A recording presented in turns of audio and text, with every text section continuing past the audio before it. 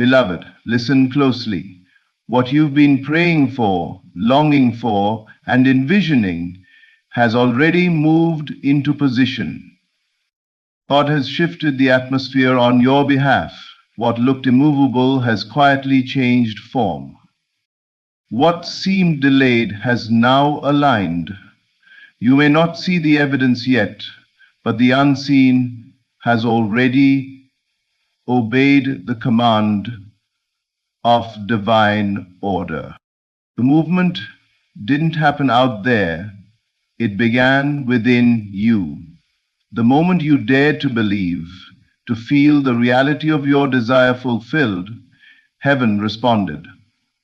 Every force in creation began rearranging itself to match that inner conviction. You think you are waiting on God, but God was waiting on you to finally see yourself as already blessed, already chosen, already favored. There's no distance between you and what is yours. The delay is only perception. The truth is, it's already done.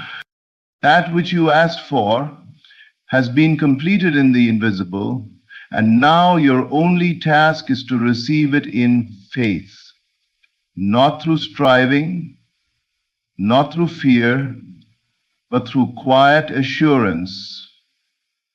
It is finished. You see, life always mirrors your inner state. When you assume lack, you meet lack. When you assume completion, life rushes to confirm it. God has not forgotten your prayer. In fact, He already moved every obstacle out of the way before you even asked. You are stepping into divine timing, the perfect unfolding of all that is meant for you. Now, this is the hour to walk as if you already have it. Let your heart overflow with gratitude. Speak not of waiting, but of receiving. Act as the one who already owns the promise, and reality will bend to your certainty. The doors you thought were closed have opened in silence. The hearts you thought were against you have softened. The opportunities you thought you missed are circling back, renewed, multiplied, refined. God just moved everything in your favor. Your name is being spoken in rooms you haven't entered yet. Your breakthrough is traveling toward you even now. The old chapter is finished, and the new one begins the moment you believe it is already written. So lift your head. Feel the truth. It's already yours. The healing, the provision, the reconciliation, the success, all of it. You are not waiting for the blessing.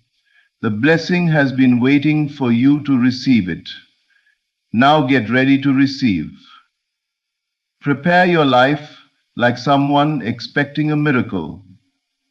Dress your mind in gratitude.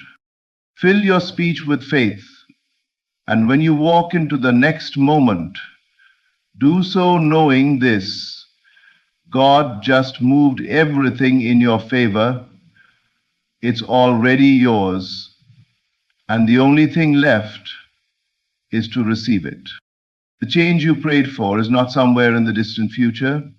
It is not a faraway promise waiting to be earned through effort or time. It is here, now. The invisible shift has already taken place. Long before your eyes could see any sign of progress, something profound moved in the unseen dimension of your life. Every prayer, every moment of faith, every silent tear was not ignored. It was recorded, answered, and fulfilled in the realm that gives birth to all physical reality. What you asked for has already been completed. Your part now is not to force it into existence, but to align your inner world with what is already true. This is where most people falter. They look outward and see no change, and so they assume nothing has happened. But the visible always lags behind the invisible. The outer world is a mirror, not the source. The mirror does not show the image until the face has already moved. In the same way, life reflects what is already complete within you. The invisible shift occurs first, a movement of divine energy, an alignment of unseen currents that respond instantly to the conviction of your heart. When you truly believe that something is yours, when you inwardly rest in that truth, the universe bends to your inner assumption. The invisible realm is far more real than the physical. It is where everything begins. Every healed body, every restored relationship, every financial breakthrough, every answered prayer. God operates in that invisible field, orchestrating connections, timing, and outcomes that are beyond your understanding. You may not see the steps, but the path is being formed beneath your feet. The moment you believed, a chain of divine motion began, quietly and precisely, moving every piece into its appointed place. But here lies the mystery. To receive what has already been done, you must feel as though it is already here. The world will tell you to wait until you see evidence. Yet the spiritual law says the opposite. Feel the fulfillment first, and the evidence will follow. Your feeling is the magnet that pulls the unseen into form. When you wake up in gratitude for something you cannot yet see, you draw it near. When you speak as though it is already accomplished, the invisible begins to crystallize into visible experience. Doubt is the only delay. Fear is the only resistance. When you stop questioning whether it will happen and begin resting in the certainty that it already has, you open the gate for manifestation. Imagine holding the answered prayer in your hands. Feel its weight, its joy, its peace. Let that feeling saturate your being. Then release all need to control how or when it arrives. The invisible shift does not need your help, it needs your agreement. Everything is already moving in your favor. What once opposed you is now assisting you. What seemed blocked has quietly opened. The unseen has done its work. Your only task now is to align, believe, and live from the awareness that it is already done. The invisible shift has already happened, and it happened for you. Faith is not a desperate plea sent into the heavens hoping for something to happen someday. It is not a trembling request made from fear or uncertainty. True faith is a quiet, confident knowing, a deep inner assurance that what has been promised is already fulfilled. It does not beg, it rests. It does not seek confirmation, it is the confirmation. Faith stands still in the calm awareness that God has already answered. It is the bridge that connects what is unseen with what soon becomes seen. When you walk by faith, you no longer look to your senses for evidence. The outer world may still appear unchanged, but faith knows that the unseen is already in motion. Every act of faith is a declaration that reality is more than what the eyes perceive. The moment you accept something as true within, it begins to take form without. You are not waiting for proof.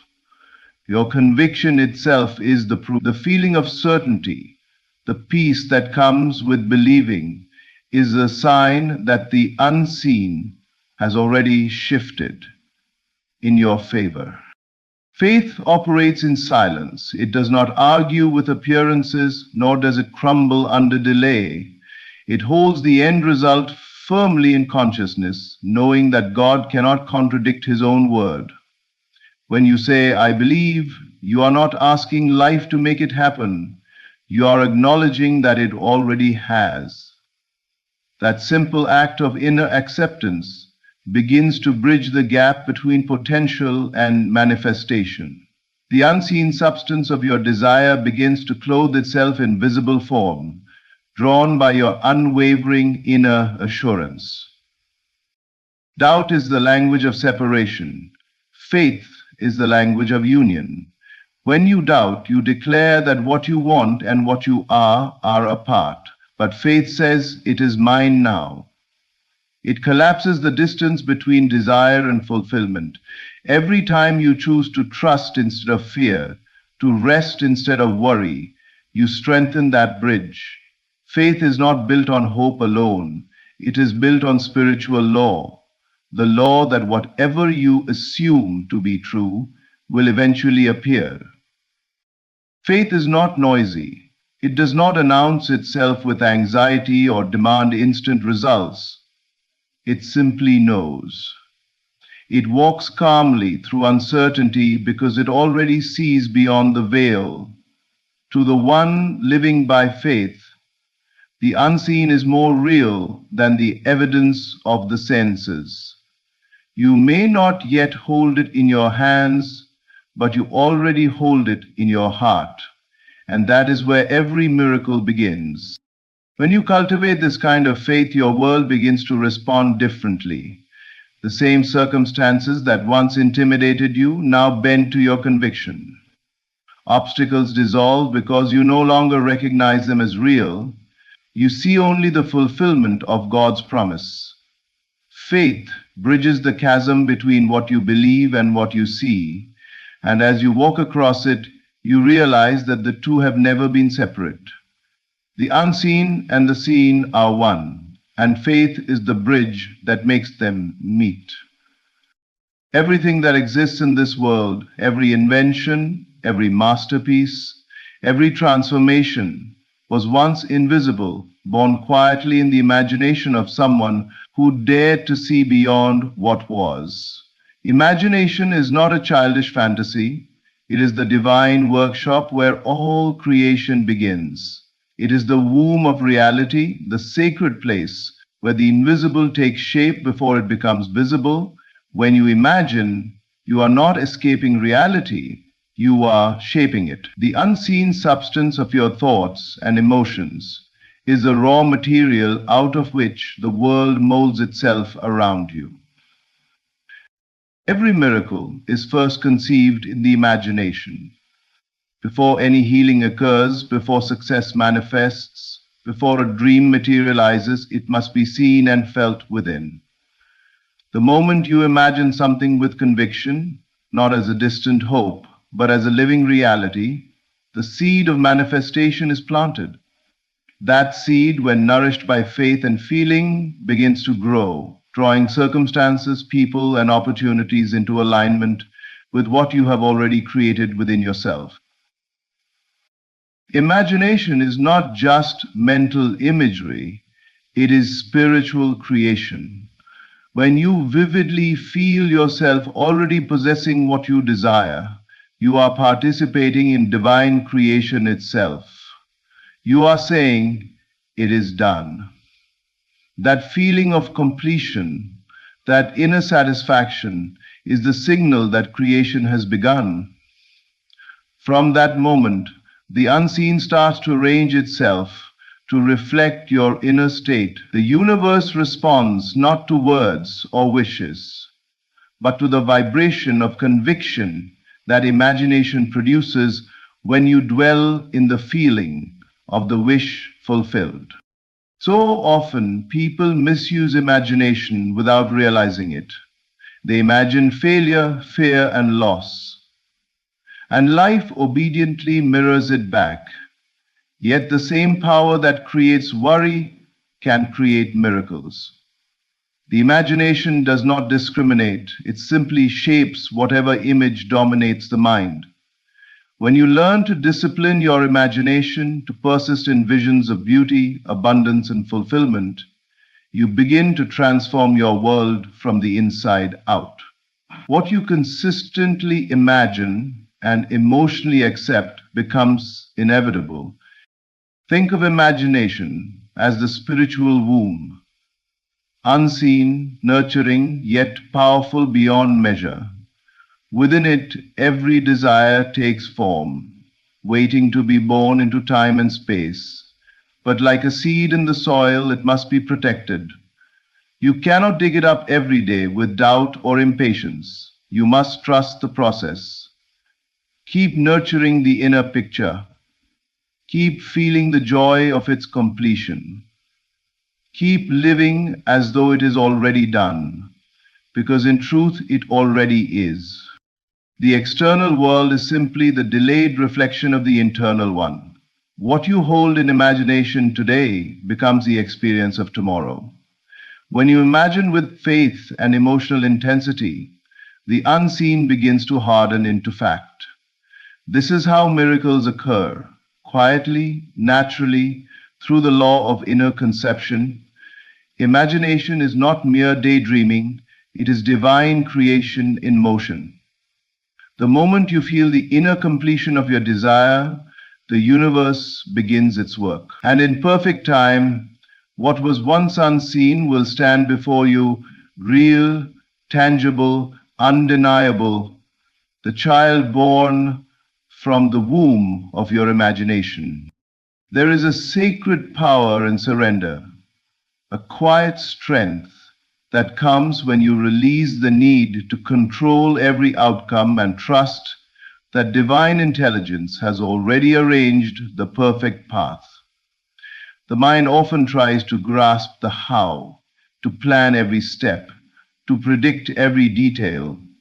Yet the more we attempt to force life into our limited understanding, the more resistance we create. The truth is, you are not meant to manage the process of miracles. God's movement is invisible, yet precise, and the moment you step back and rest in faith, you allow that divine order to flow freely on your behalf. Letting go of the how is not an act of weakness, it is an act of spiritual wisdom. It is saying, I no longer need to see the plan, to trust the purpose. You release the illusion of control and return to the awareness that everything you desire already exists in the unseen. The plan is already written, the connections already made, the timing already set. What appears uncertain to you is already resolved in the realm where divine intelligence operates. Your role is not to manipulate the process, but to believe in the completion of what you cannot yet see. When you try to control the how, you often act from fear. The fear that maybe God won't come through, that maybe you must make it happen yourself.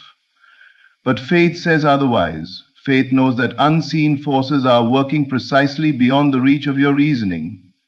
You are being led step by step, even when you don't understand the route. The delay, the detour, the silence, all of it is part of divine choreography. Every event, every encounter, every pause is serving your highest good. Think of life as a tapestry. From the front, it may appear tangled or unfinished, but from above, the design is perfect. When you let go of the how, you move from confusion to cooperation. You begin to trust that the threads being woven are part of a grand design far greater than your present view. The very thing you think is going wrong might be the divine detour that ensures everything goes right. Resting in assurance is not passive, it is powerful alignment. It means you have chosen to dwell in the feeling that the work is already done.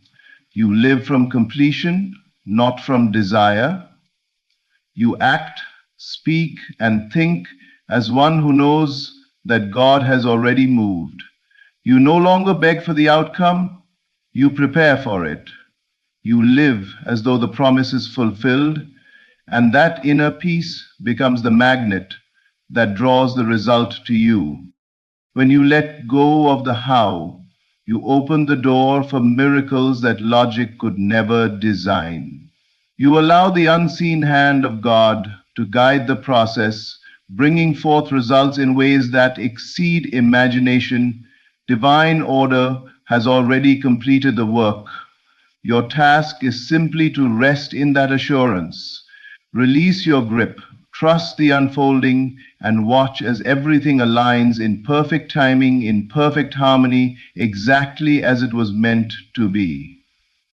Gratitude is one of the most powerful creative forces in existence. It is not merely polite appreciation. It is a spiritual frequency that aligns you with the reality of already having what you desire. When you give thanks before receiving, you are not pretending. You are proclaiming truth from a higher dimension. Gratitude is the language of completion. It tells the universe, I already have it, and the universe responds by reflecting that state back to you in physical form. Most people wait until their prayers are answered to feel thankful, but the secret is to be thankful before the evidence appears. That is what activates manifestation. Gratitude changes your vibration from lack to fulfillment. When you thank God in advance, you are not asking anymore. You are acknowledging that the request was heard and fulfilled the moment it was made. You move from hoping to knowing, from desiring to possessing.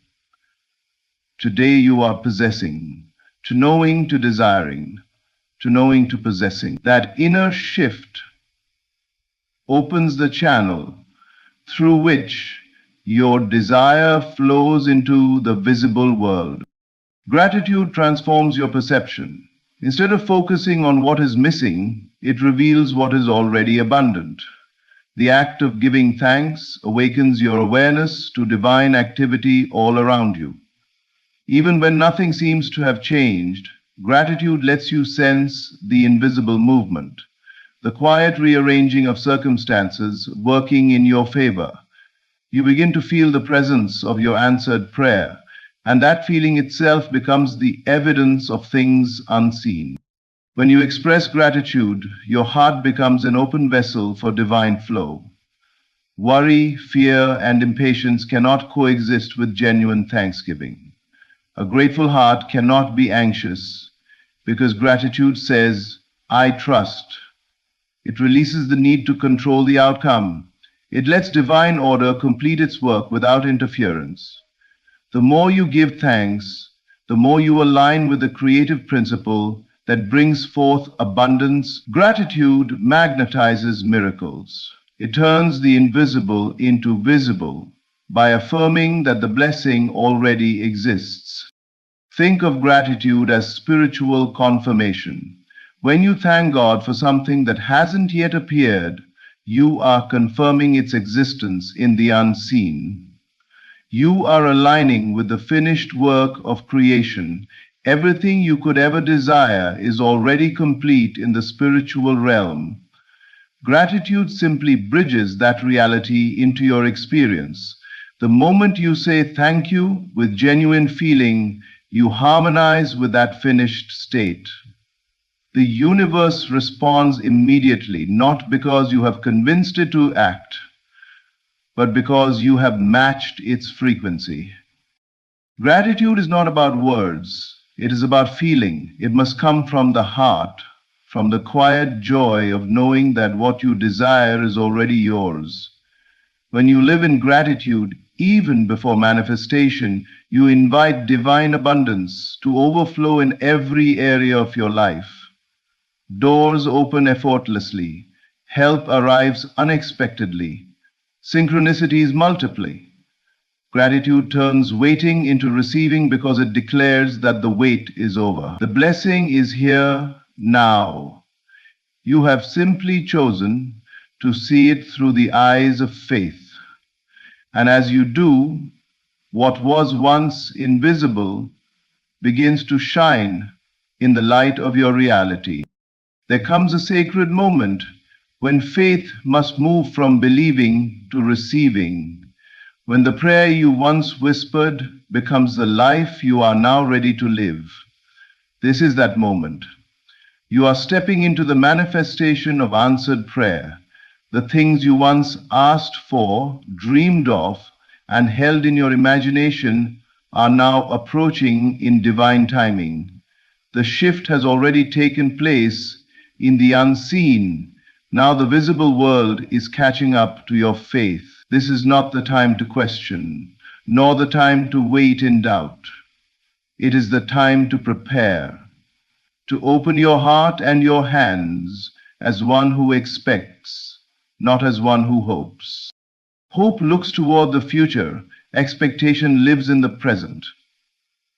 When you are truly ready to receive, you begin to act, think, and speak as though the promise has already arrived. You prepare your environment, your attitude, your routine, and your mindset for the blessing that is unfolding. You clear space in your life for the new chapter God has already written. The universe recognizes readiness. It responds not to your wishes, but to your preparation. When you prepare in faith, you send a signal that you believe it is already done. Getting ready to receive means walking as though you have already crossed the finish line. If you have prayed for abundance, begin managing your life with the wisdom of someone already entrusted with wealth. If you have asked for healing, carry yourself with the energy of someone already restored. If you have asked for love, let your heart open in joy and expectancy, as though it has already arrived. This is not make-believe, it is alignment.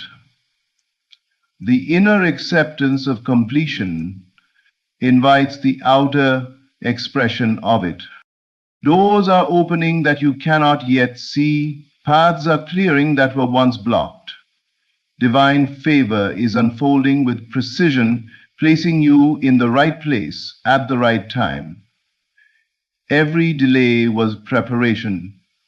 Every closed door was redirection. What once felt like a setback was simply God setting the stage for your arrival. Now that the time has come, your task is to stay attuned, to move with gratitude, to think with assurance, and to walk with quiet confidence that what is yours cannot be withheld. Receiving is an act of surrender as much as it is of faith. It means letting go of resistance, guilt, or unworthiness, and standing boldly in divine identity, knowing you are worthy of good things. You are not stealing a blessing. You are inheriting what was always meant for you. When you stop questioning whether you deserve it, you make space for it to flow effortlessly into your life. So get ready, emotionally, mentally, and spiritually. The harvest you planted with faith is ripe. The vibration you have maintained in belief is now calling your blessing into form.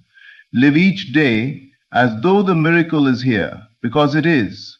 The doors are opening, the paths are clearing, and divine favor is unfolding. It's not coming, it has come. You are ready to receive. Beloved, everything you have prayed for, imagined, and believed has already been set in motion. The invisible realm has shifted, divine order has spoken. You no longer stand at the edge of what's possible. You stand within the fulfillment of it.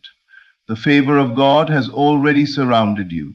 The path has already cleared, and the promise has already been delivered in spirit. Your only task now is to align your heart with what is already yours, to think from it, to feel from it, to walk in it. Let gratitude be your atmosphere, faith your foundation, and imagination your guide. Release the need to control, rest in divine assurance, and prepare as one who already possesses the blessing. This is not the season of waiting, it is the season of receiving. God just moved everything in your favor. The doors are open, the light is shining, and the promise is fulfilled. It's already yours. Step into it with peace, with joy, and with complete confidence that you are standing in the manifestation of answered prayer. Say thanks. Thank you, God, for moving everything in my favor. Thank you for unseen miracles now made visible. Thank you for divine timing, perfect order, and overflowing grace. Thank you for what is already done. I receive it now with faith, with gratitude, and with joy. It's already mine. Good evening, my friends. Tonight I am going to teach you something that will seem completely contradictory to everything you have heard about manifestation. I am going to teach you that the key to getting everything you desire is to stop caring whether you get it or not. This is not apathy. This is not giving up. This is not resignation or defeat. This is the most powerful state of consciousness you can achieve, the state of divine indifference. When you care too much about whether your desire will manifest, when you are desperate for it, when you anxiously check for signs of its arrival, you are actually pushing it away. Your very caring is the energy that repels what you seek. But when you can reach that rare state where you genuinely do not care whether it comes or not, because you are so certain it is already yours in consciousness, then it must come. It has no choice but to manifest, because you are no longer blocking it with the energy of need. Tonight I will show you the difference between caring from lack and caring from fullness, why desperation is the enemy of manifestation, and how to cultivate the divine indifference that allows everything to flow to you effortlessly. Let me begin by revealing the great paradox that most people never understand. The more you care about getting something, the more you confirm that you do not have it. And in confirming that you do not have it, you perpetuate its absence. Think about this carefully. When you desperately care about manifesting money, what is the feeling beneath that caring? It is the feeling of not having money. It is the feeling of lack, of need, of insufficiency. Your desperate caring is actually a continuous affirmation. I do not have this, I need this. I am incomplete without this. And since consciousness creates reality, that feeling of not having becomes the reality you experience. Your caring born from lack creates more lack. But when you reach the state of not caring, the state where it would be nice if it came, but you are perfectly content whether it does or not, you are actually affirming, I am complete, I am whole, I am abundant, regardless of whether this particular thing manifests. And from that state of wholeness, everything flows to you. A woman came to me several years ago, absolutely desperate to find a romantic partner. She had been alone for 5 years, and her desire for a relationship had become all-consuming. She thought about it constantly, worried about it endlessly, cared about it desperately. Neville, she said, I want this so badly. I care more about this than anything else in my life. Why isn't it manifesting? I looked at her and said, your desperation is the very thing preventing its manifestation. You care too much, and in that caring, you are broadcasting the frequency of being alone, of lacking love, of being incomplete without a partner. She was shocked. But shouldn't I care about what I want? Shouldn't I desire it intensely? There is a difference, I explained, between desiring from fullness and desiring from emptiness. Right now you are caring from a place of desperate need. You believe you are incomplete without a partner. That belief, that feeling of incompleteness, is what you are creating from. And incompleteness can only create more experiences of incompleteness. I taught her something radical. You must reach a state where you genuinely do not care whether a partner comes or not. Not because you have given up, but because you have become so complete in yourself, so whole in your own consciousness, that a partner would be wonderful but is not necessary for your fulfillment. At first she thought I was telling her to give up on her desire. But I explained that this was not about giving up, it was about giving over. It was about releasing the desperate grip of needing the desire and resting in the certainty that you are already complete. She practiced this for several months. She deliberately cultivated a feeling of contentment with her life as it was. She stopped desperately seeking. She reached a genuine state of it would be nice, but I am perfectly fine either way. And within 3 months of reaching that state of divine indifference, she met someone naturally, effortlessly in the most unexpected way. But notice, she did not meet him while desperately seeking. She met him when she had stopped caring about whether it happened or not. The caring from lack had kept him away. The indifference from fullness had drawn him to her. Let me be absolutely clear about why desperation repels what you desire. Desperation is the loudest possible declaration of absence. When you are desperate for money, you are affirming poverty. When you are desperate for love, you are affirming loneliness. When you are desperate for health, you are affirming sickness. Desperation is consciousness focused entirely on what is missing, and what you focus on in consciousness must manifest as your experience. Think about the energy of desperation. It is clutching, grasping, needy, anxious. It is the energy of someone drowning, frantically reaching for anything to save them. And this energy repels rather than attracts because it is the energy of lack, not abundance. I have seen this principle demonstrated countless times. People come to me desperate for their desires, desperate for money, for healing, for love, for success. And I can see immediately that their desperation is the very thing preventing manifestation. A businessman came to me whose company was on the verge of bankruptcy. He was desperate, frantically working, anxiously strategizing, desperately trying to force success. Every fiber of his being screamed, "I need this business to succeed or I will be destroyed." And that desperate energy was repelling every opportunity, every solution, every possibility of success. I said to him, "Your desperation is strangling your business. You must release the death grip. You must stop caring so desperately about whether it succeeds or fails." "But how can I not care?" he protested. "Everything depends on this. My family, my reputation, my entire future." That belief that everything depends on this is the very belief that is killing your business, I explained. As long as you believe your well-being depends on this external circumstance, you will remain in a state of desperate need, and desperate need can only create more need. I taught him to practice a daily meditation, where he would deliberately release his grip on the outcome. He would imagine himself perfectly content whether the business succeeded or failed. He would feel that he was complete, whole, and abundant, regardless of external circumstances. This was difficult for him. It felt like giving up, like tempting fate. But I explained that this was not giving up, it was giving over to a higher power, to the infinite intelligence of consciousness that knows how to create far better than the limited, desperate conscious mind. As he practiced this release, something remarkable happened. His anxiety dissolved, his desperate actions ceased.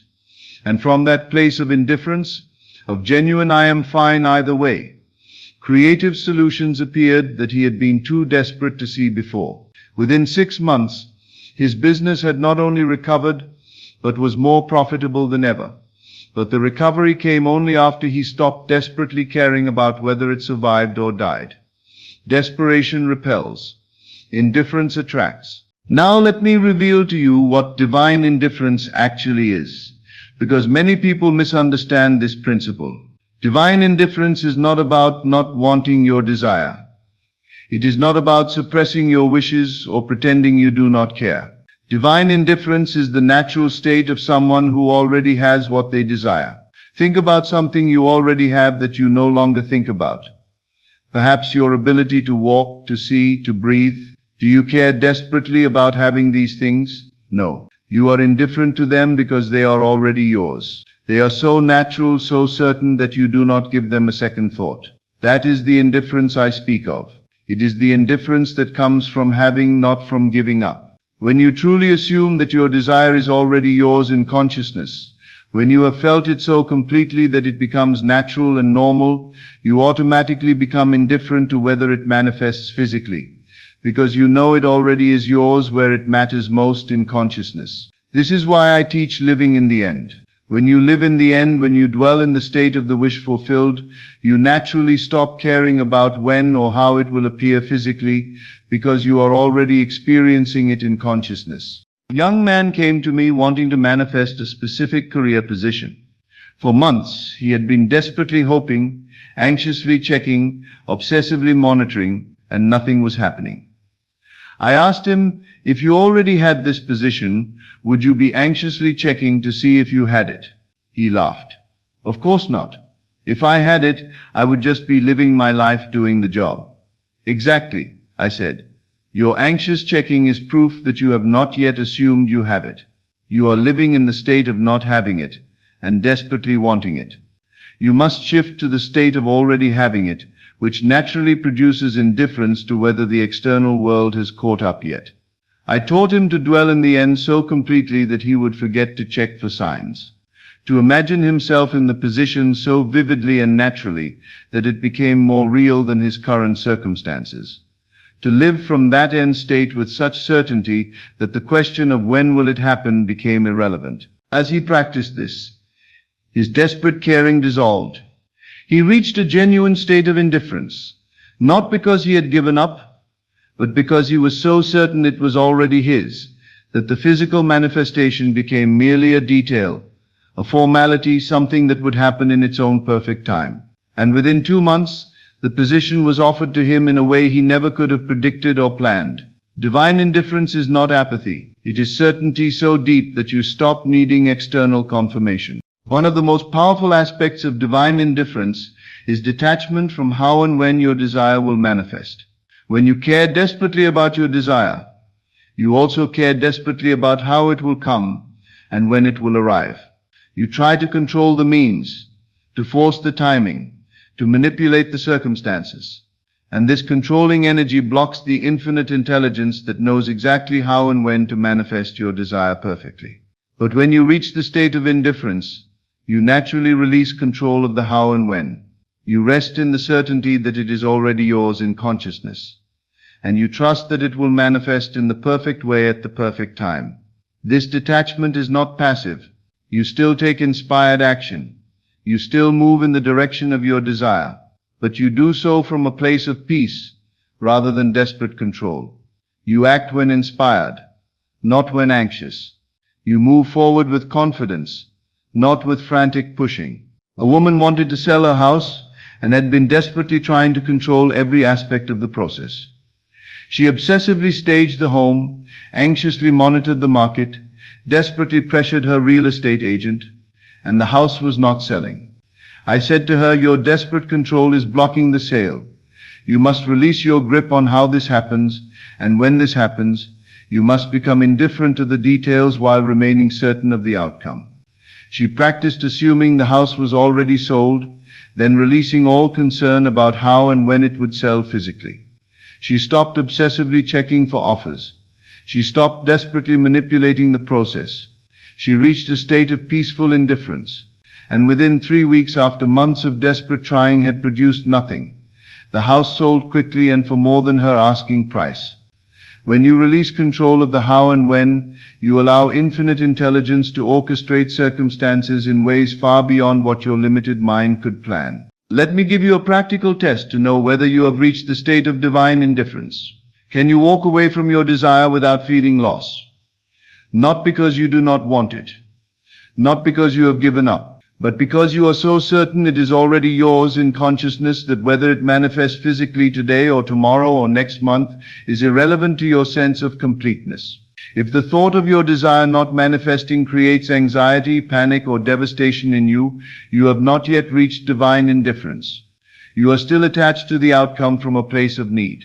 But if you can genuinely say, it would be wonderful if this manifests, and I know it will because it already is mine in consciousness, but I am perfectly content and complete regardless of when the physical evidence appears, then you have reached the state that allows manifestation to flow. This is the ultimate test, and it is the hardest for most people to achieve, because it requires them to find their completeness within themselves rather than in external circumstances. A man came to me who had been desperately trying to manifest a relationship with a specific woman. He thought about her constantly, desperately engineered ways to encounter her, and she seemed completely uninterested. I said to him, could you walk away from this desire right now and feel perfectly fine? Absolutely not, he said. I need this to happen. I cannot imagine my life without her. There is your problem, I replied. You have made her your source of completeness. You believe you are incomplete without her. And that belief creates the desperate energy that repels her. I taught him to practice becoming complete within himself, to find his wholeness independent of whether she was in his life or not, to reach a genuine state where he could say, I would love to be with her, but I am perfectly complete whether I am or not. This was the hardest work he had ever done, finding his completeness within himself rather than seeking it from another person. But as he practiced this, something shifted. The desperate, needy energy dissolved. He became genuinely content with his life as it was. And interestingly, as he reached that state of indifference, as he became genuinely okay with or without her, she began showing interest. The very indifference he had cultivated became attractive because it signaled wholeness rather than neediness. The ability to walk away is not about rejecting your desire. It is about being so complete in yourself that your desire becomes a joyful addition rather than a desperate need. Now, let me clarify something important. I am not teaching you to become cold, emotionless, or uncaring about life. I am teaching you the difference between caring from fullness and caring from lack. Caring from lack is, I need this or I will be incomplete. Caring from fullness is, I already am complete, and this will be a delightful expression of my completeness. Caring from lack is, without this, I am not enough. Caring from fullness is, I am already enough, and this is the overflow of my abundance. Do you see the difference? Both involve caring. Both involve desire. But one cares from a place of emptiness and need, while the other cares from a place of wholeness and abundance. When you care from fullness, you naturally embody divine indifference because your well-being is not dependent on the outcome. You want it. Yes. You desire it. Yes. But your sense of completeness, your inner peace, your fundamental okayness does not depend on getting it. And paradoxically, it is this very independence from the outcome that allows the outcome to manifest effortlessly. A woman wanted to start a business but was paralyzed by fear of failure. She cared desperately about succeeding because she believed her worth as a person depended on the success of this business. I said to her, you are caring from lack. You believe your business success will make you valuable, which means you currently believe you are not valuable. That belief in your own inadequacy will sabotage your business before it even begins. I taught her to find her value independent of any external achievement, to know herself as already whole, already worthy, already successful in consciousness, to care about the business from that place of fullness rather than from a desperate need to prove her worth. As she practiced this, her entire energy around the business changed. She stopped desperately needing it to succeed, to validate her worth. She began enjoying the process rather than anxiously fixating on outcomes.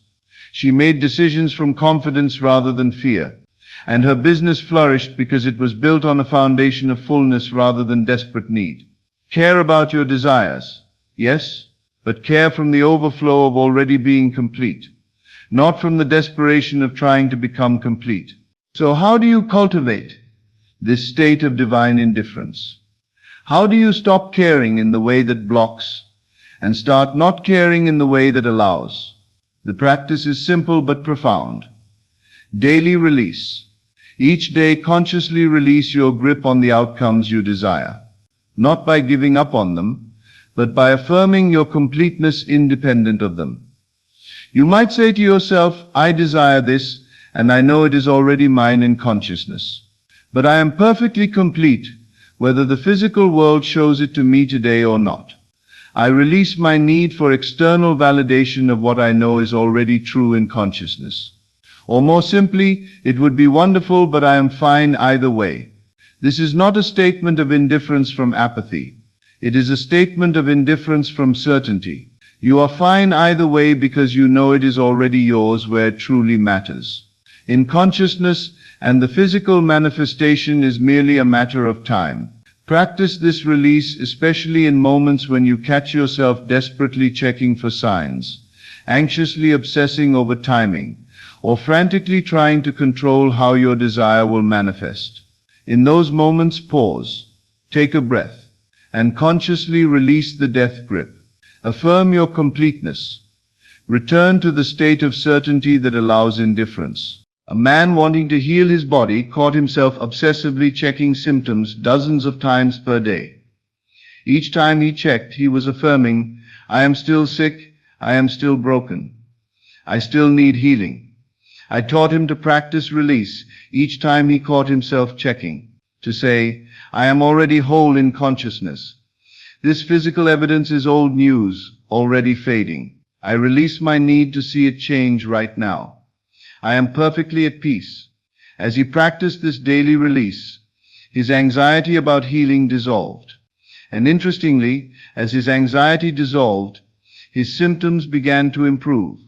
The body was responding to his shift from desperate caring to peaceful certainty. Release does not mean you stop desiring.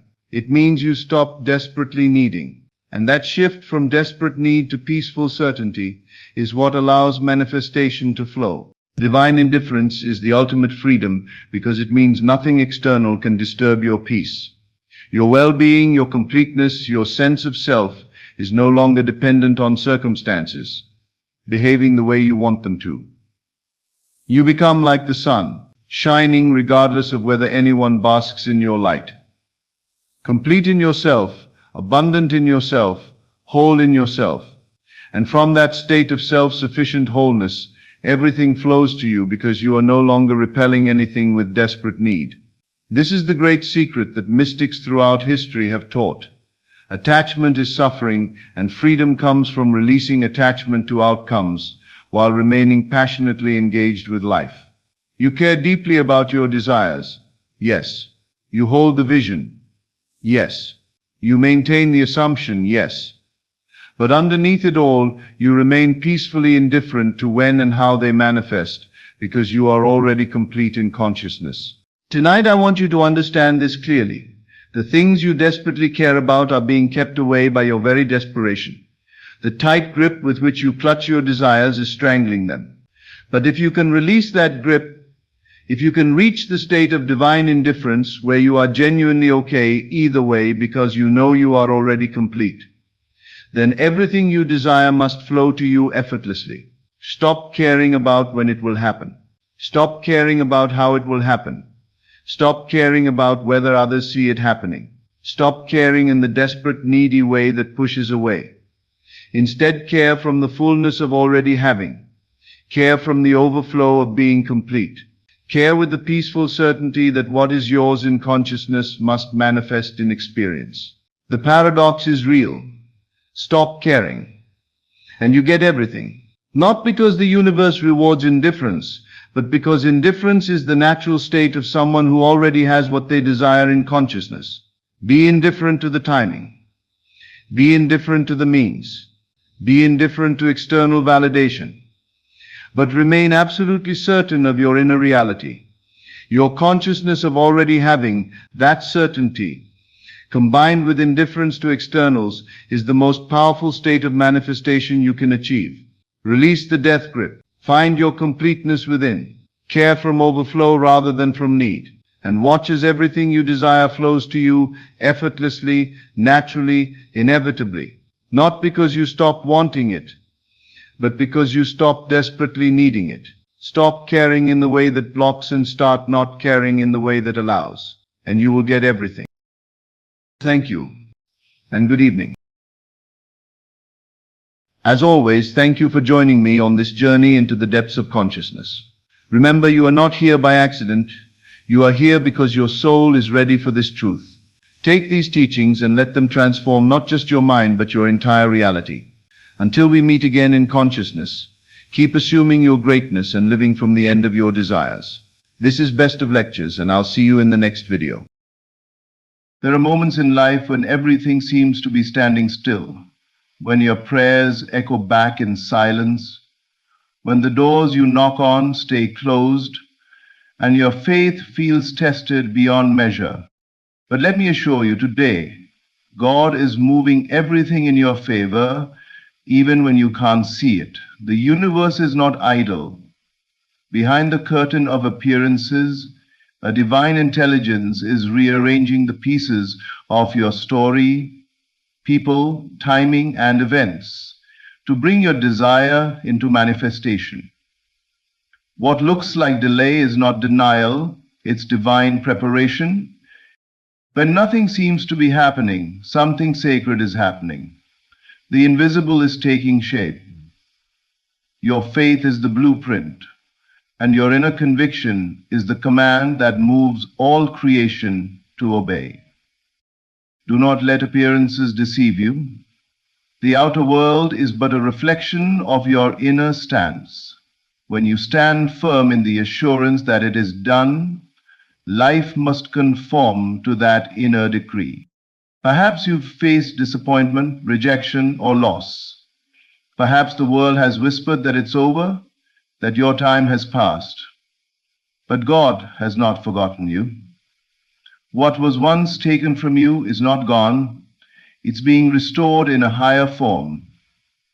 Every closed door was protection. Every delay was alignment. And every tear watered the soil of your future blessings. Your task is simple. Don't give up. Stay faithful to your inner knowing. Continue to imagine the end with gratitude, not anxiety. Feel the joy of the answered prayer before it appears, for that feeling is the magnet that draws it into view. Remember this: you are not waiting for favor. Favor is waiting for you to believe. The moment you stop doubting, the tide begins to turn. The obstacles that once resisted you will start to cooperate. People will show up, opportunities will unfold, and even what was meant for harm will serve your elevation. So hold your ground. Let faith be your language. Let gratitude be your atmosphere. And let patience be your proof that you trust the divine order, because God has already gone ahead of you.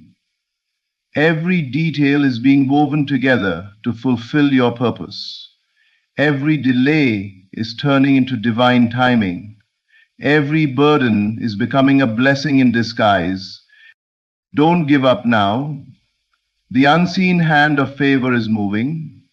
What you've prayed for is closer than you think.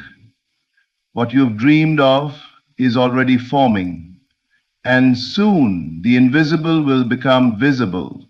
And you will see that all along, God was moving everything in your favor. Long before your eyes can trace the evidence of change, something profound begins to move in the unseen. Life, in its infinite wisdom, is already rearranging the puzzle pieces of your destiny. What you call delay is often divine strategy. What you call silence is often the quiet work of unseen forces aligning all things for your good. The moment you hold a vision in faith, the moment you assume it is already done, the universe responds with obedience. Invisible threads begin to connect, and people you've never met are stirred in ways you may never understand, all so that your desire can find its way to you. The unseen rearrangement begins when you dare to believe without proof. Faith does not wait for visible confirmation, it creates it. Every assumption held with conviction sets into motion a chain of divine orchestration. Life becomes a servant to your inner conviction. Circumstances that once opposed you will begin to shift. Opportunities will arise seemingly out of nowhere. Doors you never imagined will open, not by coincidence, but by divine design. The unseen realm is not chaotic. It is intelligent, precise, and deeply responsive to the tone of your inner belief. When you say, "I am blessed," even before the blessing appears, life begins to match that vibration. The energy of your conviction summons its likeness in form. People are moved, situations are redirected, and timing becomes your ally. Nothing happens randomly. Everything is responding to the inner pattern you have chosen to sustain. The invisible rearrangement of your life begins not with effort, but with inner alignment. When your mind and heart agree on a truth, when your inner dialogue harmonizes with your desired reality, you enter into the flow of divine movement. Yet this process is often hidden To the physical eye, it may look as if nothing is happening, but beneath that stillness, entire realities are being reshaped. This is where most lose heart, because the outer world seems unchanged. But remember, the seed does not reveal its roots while it grows underground. The unseen rearrangement must mature in silence before it blossoms in sight. If you give up too soon, you interrupt the process that was already moving everything in your favor. So trust the invisible. Rest in the knowing that your faith has already been heard and the answer is unfolding in perfect order. Life's timing is rarely rushed, but it is never wrong. What you think you are waiting for is in truth waiting for you. Waiting for you to stay steadfast, to remain inwardly aligned, to keep believing even when appearances contradict. The unseen rearrangement is love in motion. It is life saying, I've got this, even when you can't see how. It is the divine weaving together every strand of your story into something beautiful and complete. So hold your peace. Keep your faith alive. The invisible hand is working, and soon what was hidden will stand before you as undeniable proof that everything has been moving for your good all along. Faith is not merely belief, it is creative power in motion. It is the unseen force that shapes the invisible substance of life into tangible form. Every thought you hold with conviction, every image you sustain in your imagination is a seed planted in the spiritual soil of existence. When you persist in that belief, especially when outer appearances deny it, you engage the creative law that governs all manifestation. Life does not respond to your words alone. It responds to the conviction behind them. What you inwardly accept as true must eventually appear in your world. For faith is the bridge between the unseen and the seen. When you dare to believe in what has not yet appeared, you become a co-creator with the divine. The invisible substance of life listens to your inner certainty and begins to take shape accordingly. It molds itself around your assumption, obeying the silent decree of your faith. Even when your outer world contradicts your desire, your continued belief keeps the vision alive. The moment you waver, the creative process halts. But the moment you stand firm, the universe must conform to your inner pattern. Faith is not blind. It sees more deeply than the eyes. It looks beyond appearances and recognizes the truth already established in the unseen realm. When you say, I am healed, I am prosperous, or I am loved, you are not making empty affirmations. You are declaring spiritual facts that summon their physical counterparts. The invisible power of faith molds every circumstance, adjusts every detail, and draws into your experience what you have inwardly accepted. This creative power works through feeling. It is not the mere repetition of words that moves mountains, but the inner knowing, the emotional certainty that it is already done. When your feeling aligns with your desire, the creative substance of life responds instantly. It does not question. It does not delay out of indifference. It simply reflects the vibration you have chosen to sustain. To live by faith is to live as though the promise has already been fulfilled, knowing that your assumption is the cause and the outer world the effect. Many lose faith when they do not see immediate results, forgetting that creation is a process. The unseen must solidify before it becomes visible. Your persistence is the proof of your trust in divine order. Each time you choose faith over fear, you strengthen the bridge between your vision and its manifestation. The more you believe, despite appearances, the faster life rearranges itself to mirror your conviction. So hold fast to your faith, not as hope, but as knowing. Stand firm when the evidence says otherwise. Let your inner vision be more real than your outer sight.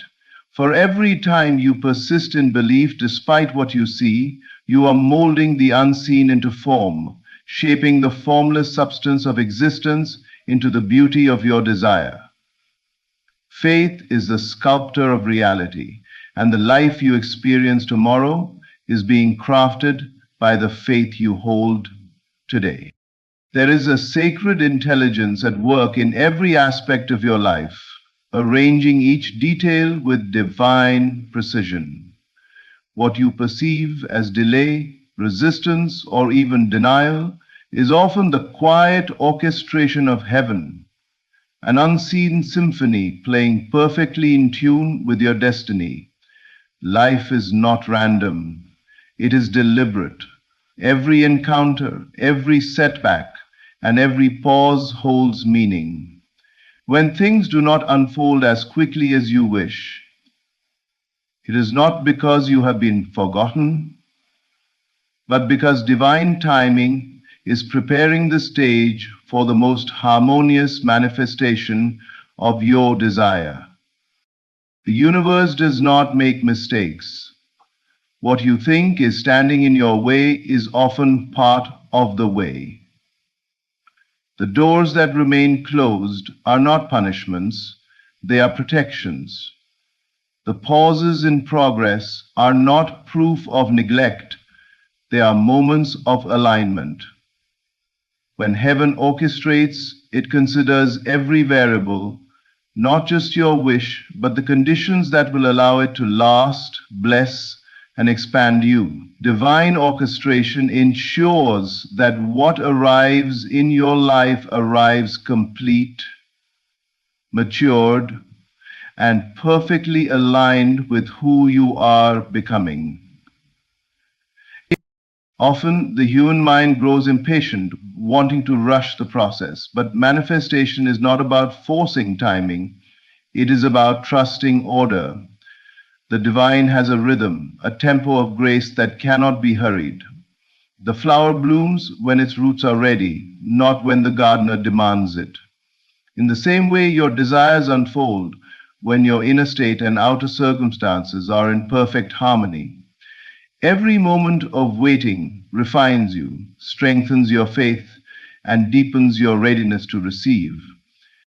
You may not see it, but behind every apparent delay, forces are moving. People are being prepared, opportunities are aligning, and circumstances are being refined, so that when your manifestation appears, it does so effortlessly and beautifully. You are not being denied, you are being positioned. What is yours cannot be lost, but it must come at the appointed time when your energy matches the blessing you seek. The orchestration is not only about what you want, but about who you must become to hold it. When you begin to see life through this lens, frustration dissolves. You no longer struggle to control outcomes, for you understand that divine wisdom knows far more than your limited sight. You begin to rest in the assurance that everything is unfolding exactly as it should. Even endings are the beginnings of a better arrangement. The divine never withholds, it only perfects. So release the tension. Trust the rhythm of your becoming. Know that what seems still is silently moving, what appears delayed is deeply maturing, and what looks denied is being preserved for a higher moment of grace. Life's divine orchestration is never late, it is always right on time. And when the appointed hour comes, all that you have believed for will appear so seamlessly that you will know it could only have been the careful, loving work of heaven, arranging everything in your favor. Everything begins within. The outer world is not a force that acts upon you. It is a mirror that reflects what you have accepted as true in your inner world.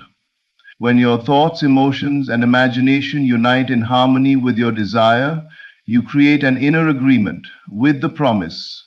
This inner alignment is the secret key to manifestation. The moment your inner world agrees with what you seek, not as a wish, but as a reality already secured, life itself must bend to that conviction. Reality cannot resist the vibration of one who has already received inwardly what they desire outwardly. This agreement is not forged through effort or struggle.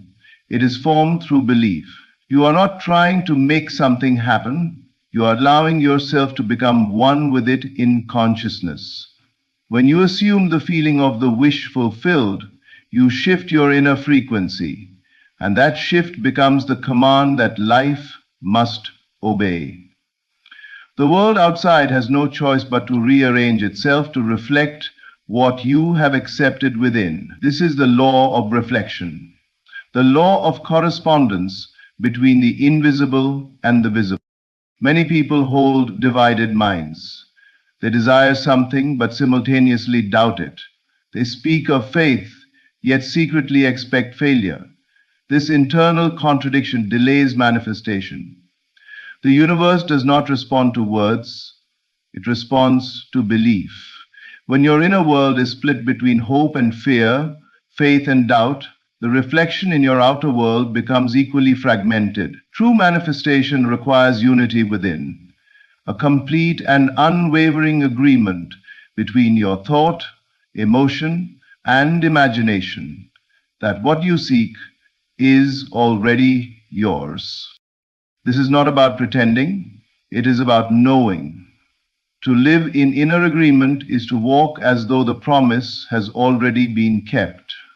You do not beg for what has already been given, you give thanks for it. You do not look for signs of its arrival, you rest in the assurance of its presence. This quiet confidence, this inward rest, is the language creation understands. Once your feeling and assumption become one with the desired state, nothing can prevent its reflection from appearing in your world. The world mirrors conviction, not confusion. It reflects the quality of your inner stance. If you live from fear, fear multiplies. If you live from gratitude, blessings abound. Every outer condition is an echo of your inner condition. Therefore, your work is not to chase results, but to cultivate agreement.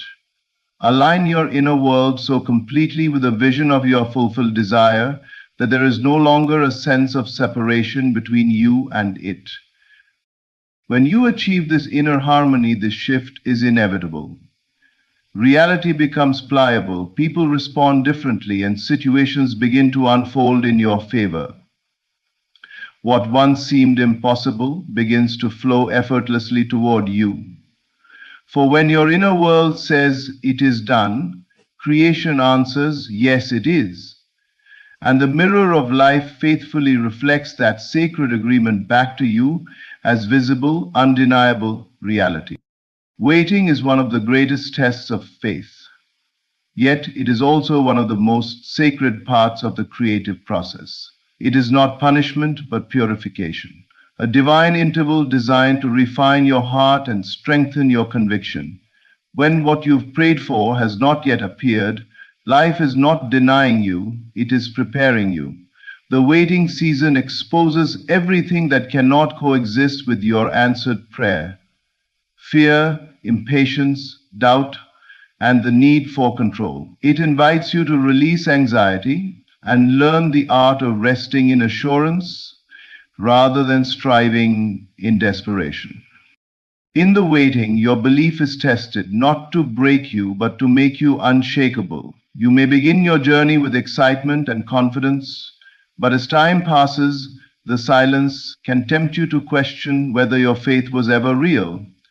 Yet this is precisely the purpose of waiting, to separate belief from emotion. Real faith is not built on instant results. It is built on inner knowing. It thrives when there is no visible evidence. It says, even if nothing changes today, I know it is already done. The waiting period is when heaven watches what you do in stillness. Do you continue to believe when you see no progress? Do you give thanks for what hasn't yet arrived? Do you rest in peace or return to fear? Every delay is a teacher in disguise, showing you where your faith still wavers.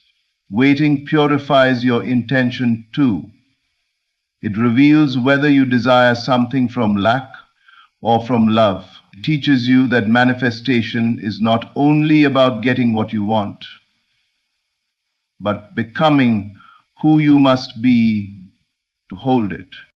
Waiting is also the space where alignment happens. While you think nothing is moving, invisible threads are weaving together the details of your destiny. The right people are being prepared, timing is being perfected, and circumstances are being arranged in divine order. If everything arrived the moment you asked, it would often come half-formed, incomplete, or unsustainable. The delay ensures that when it arrives, it lasts. Patience allows the unseen to mature into visible perfection. In truth, waiting is not about time, it is about trust. It is the quiet declaration that you believe more in divine order than in appearances. To wait in faith is not to sit idly. It is to live with gratitude, to act with confidence, and to rest in peace, knowing the outcome is certain. It is to walk through uncertainty as though the promise were already fulfilled. So if you find yourself in the space between asking and receiving, take heart. You are not forgotten, you are being refined.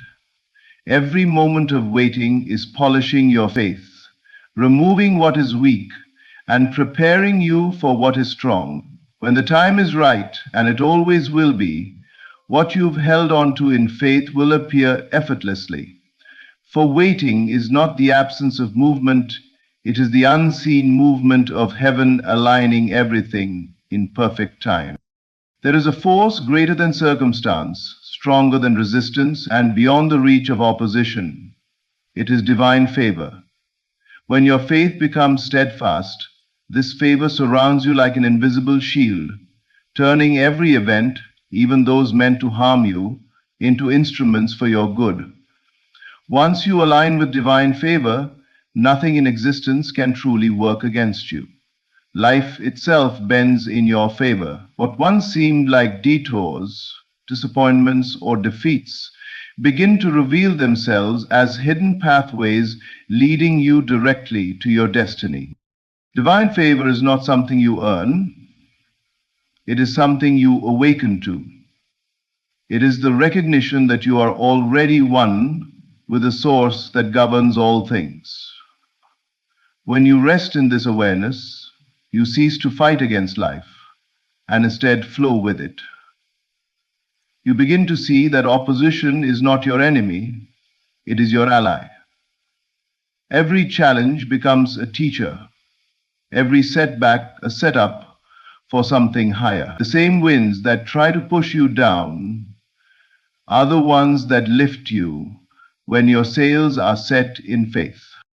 Steadfast faith transforms adversity into advantage. The moment you refuse to be moved by appearances, you shift the power dynamic. Circumstances no longer dictate your spirit dictates circumstances. The person of unwavering faith carries a quiet authority that even difficulty must obey. Life cannot oppose the one who knows that everything seen and unseen serves a divine plan. What was meant for harm becomes the very soil in which your purpose blossoms. When you walk in divine favor, doors open that no human hand could unlock. Opportunities appear effortlessly, not because of luck, but because alignment magnetizes them. Favor rearranges the impossible into the inevitable. It takes what was against you and makes it work for you. Even when others plot against you, their actions unknowingly advance your destiny. This is the mystery of favor, that nothing wasted, nothing lost, and nothing resisted can ever stand outside the reach of divine orchestration. But this favor is sustained through steadfast faith. You must hold your inner stance firm even when appearances threaten to break it. The moment you let fear or doubt take hold, you step out of the flow. Favor flows with certainty, not hesitation. It moves where conviction dwells. When your faith is unshaken, divine favor makes the crooked paths straight and the heavy burdens light. So do not fear opposition. Do not resent the obstacles. They are not in your way. They are part of the way. Everything is working together for your highest good. The unseen hand of grace is guiding, protecting, and elevating you beyond your understanding. Trust that no force can stand against divine purpose. Once you have aligned with favor, your path is unstoppable, your destiny inevitable, and your victory already secured. For when faith holds firm, even the storm becomes the wind that carries you forward. When you look back over your journey, you'll begin to see that nothing was ever wasted. Not the waiting, not the pain, not even the moments of doubt. Every season had a purpose. Every delay was direction. Every trial shaped the strength required for your triumph. God was never still. He was always working, moving every piece, every circumstance, and every person into divine alignment for your highest good. So stand firm in your faith. Keep believing even when you can't see the outcome. Rest in the quiet assurance that heaven's timing is perfect and that everything, absolutely everything, is being woven together in your favor. The unseen hand that began the work will finish it in beauty and fullness. Never forget, your faith is power, your patience is proof, and your endurance is worship. You are not waiting for a miracle. You are living in the process of one. Stay steadfast, stay grateful, and stay expectant. For soon what you have imagined in faith will unfold before your eyes, and you will know that every moment was leading you here to fulfillment, restoration, and divine favor. Thank you for taking this journey of faith and revelation with me today. If this message has spoken to your spirit, share it with someone who needs hope. Keep walking in faith, keep standing in love, and remember, God is moving everything in your favor. Thank you, and stay blessed. Picture this. There's a lottery winner sitting in their mansion right now, surrounded by luxury cars and designer furniture, feeling empty and terrified that it will all disappear. 3 blocks away, a janitor earning $30,000 a year is whistling while he works, mentally designing the business empire he's building $1 at a time, radiating an energy that attracts investors and opportunities wherever he goes. One of them has millions but no money frequency. The other has the money frequency but no millions yet. Guess which one will be financially free for life? If your answer surprised you, you're about to discover the most profound secret about money ever revealed. In this video, we're going to completely revolutionize your relationship with wealth. But first, let me ask you something. Have you ever wondered why some people seem to effortlessly attract money while others struggle despite working twice as hard?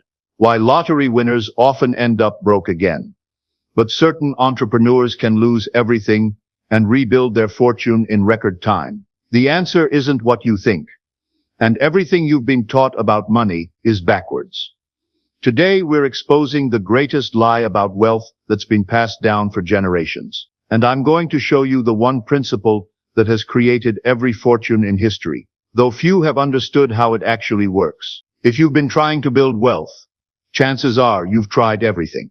You've read the business books, followed the investment strategies, worked longer hours, hustled harder, and perhaps even tried various manifestation techniques that promised wealth but delivered disappointment. You may be frustrated wondering why others seem to effortlessly attract money while you struggle despite your best efforts. Here's the truth that will change everything. You've been approaching wealth creation completely backwards. From childhood, we're programmed with a fundamental lie about money. We're told that wealth comes from hard work, education, connections, luck, or being in the right place at the right time. While these external factors certainly play a role, they are not the source of wealth. They are merely the channels through which wealth flows. This is the great deception, believing that money exists out there in the world, separate from you, waiting to be earned, found, or attracted through external manipulation. Consider this.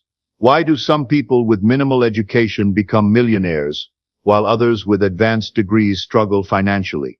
Why do some individuals repeatedly create wealth even after losing everything, while others can't seem to break through their income ceiling despite years of effort? Why do lottery winners often end up broke again, within a few years? The answer lies in understanding a principle that the wealthy have always known, either consciously or unconsciously. Wealth is an inside job. Traditional wealth-building advice focuses entirely on external strategies. Work harder and longer. Get more education or skills. Network with the right people. Invest in the right opportunities. Cut expenses and save more. Start a business or side hustle. While these actions can be valuable, they're treating the symptoms rather than the cause. They're attempting to change your financial reality from the outside in, which is like trying to change your reflection by manipulating the mirror. This approach keeps millions of people trapped in a cycle of financial struggle because it ignores the fundamental truth about how reality is actually created. Here's what changes everything. Your consciousness, your deep-seated beliefs, assumptions, and inner convictions about money is the actual source of your wealth. Consciousness doesn't just influence your financial results. It creates them. Every dollar you've ever earned, every opportunity that has come your way, every financial setback you've experienced, all of it originated in consciousness first, then materialized in your external world. This isn't metaphysical mumbo-jumbo or wishful thinking. This is how reality operates. And understanding this principle is what separates those who create lasting wealth from those who perpetually struggle with money. Think of consciousness as a broadcasting station. Whatever beliefs, assumptions, and inner convictions you hold about money are constantly being broadcast out into the world. The external world, including your bank account, then rearranges itself to match that broadcast. This is what we call your money frequency. If your deep down assumption is money is hard to come by, reality will consistently present you with experiences that confirm this belief. You'll find yourself working harder for less, missing opportunities, or encountering unexpected expenses that drain your resources. Conversely, if your fundamental assumption is money flows to me easily and abundantly, reality will orchestrate circumstances, opportunities, and encounters that make this true in your experience. This is why two people can take identical business courses or follow the same investment strategy and get completely different results. The external strategy is not the determining factor. The money frequency behind it is. Have you ever noticed how some people seem to succeed with any strategy they try, while others fail despite having better plans, more resources, or superior skills? This isn't coincidence. It's their money frequency at work. Traditional wealth-building strategies fail for most people because they're trying to override their money frequency through force and effort. It's like pressing the accelerator while the parking brake is still engaged. You might make some progress, but you'll never reach your full potential, and the journey will be unnecessarily difficult. When your actions are in conflict with your deep assumptions about money, one of two things happens. Number one, sabotage. You'll unconsciously sabotage your efforts through procrastination, poor decisions, or self-defeating behaviors. Number two, temporary success. You might achieve some success through sheer force of will, but it won't be sustainable. You'll eventually revert to your frequency level, often losing what you've gained. This explains why lottery winners often end up broke again. Inheritance recipients frequently squander their windfalls. Successful entrepreneurs sometimes lose everything and struggle to rebuild. and people hit invisible income ceilings they can't seem to break through. Their external circumstances change temporarily, but their money frequency remained the same. Eventually, external reality realigned with internal frequency. Your financial situation is like a mirror, perfectly reflecting your inner state regarding money. This is the money mirror principle, and it's one of the most powerful concepts you'll learn in this series. Just as a physical mirror shows you exactly what's in front of it, no more, no less. Your bank account and financial circumstances reflect exactly what's going on in your consciousness regarding wealth. Your current financial situation is providing you with precise feedback about your money frequency. If you're struggling financially, your frequency likely contains assumptions such as money is scarce and hard to come by. I have to work hard for every dollar. Rich people are greedy or lucky. I don't deserve to be wealthy. There's not enough money to go around. If you're comfortable but not wealthy, your frequency might hold assumptions like, I can get by, but wealth is for other people. Money is nice, but it's not everything. I should be grateful for what I have. Getting rich requires sacrificing what's important. If you experience financial feast and famine cycles, your frequency likely fluctuates between periods of feeling abundant and capable, periods of fear and lack consciousness, and conflicting beliefs about money and worthiness. This is not about positive thinking or affirmations. This is about tuning into the deep inner frequency of wealth at such a fundamental level that your external world has no choice but to reflect that frequency back to you. Now you're beginning to see why everything you've been taught about wealth creation is backwards. The conventional approach says, take external action, achieve external results, then feel wealthy. The frequency approach, the approach that actually works, says, tune into wealth frequency, feel wealthy now, and external results follow naturally. This reversal changes everything. Instead of trying to become wealthy, you start from tuning into the frequency where you already are wealthy, and you allow that frequency to express itself in your external world. This doesn't mean external action becomes irrelevant. It means external action becomes inspired, effortless, and effective, because it's backed by the frequency of wealth rather than the frequency of lack.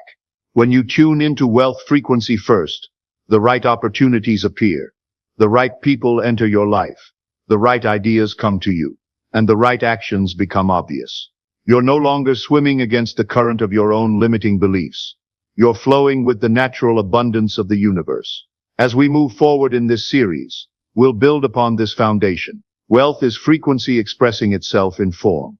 Your external financial reality is a perfect mirror of your inner money frequency. Changing your money frequency changes your financial reality automatically. You don't need to earn wealth. You need to tune into it. Everything else we'll explore, specific techniques, daily practices, troubleshooting methods, all rest on this fundamental understanding. Without this foundation, manifestation techniques become desperate attempts to manipulate reality from a position of lack. With this foundation, they become natural expressions of your inherent abundance. You are about to embark on a journey that will completely revolutionize your relationship with money. You'll discover that wealth isn't something you need to chase, earn, or achieve. It's something you can simply tune into as your natural frequency. The great money deception ends here. Your money frequency journey begins now. If you're ready to discover exactly where your wealth exists right now and how to access the wealth frequency that's already available to you in this moment, hit that subscribe button, and I'll see you in the next episode where we dive deep into the quantum field of infinite abundance. In the comments below, I want you to declare your commitment to this journey. Simply write, I'm ready to tune into my money frequency. When you declare this publicly, you're taking the first step to shifting your financial reality. Your declaration sends a signal to the universe that you're ready for transformation. Remember, you are not separate from wealth. Wealth is a frequency you can tune into right now. Your wealthy life begins with your next frequency adjustment. I'll see you in the next video. Discipline is the silent power behind all great transformations. You may hold the highest vision, the deepest desire, but unless you command yourself into alignment, your dream remains an unlit candle.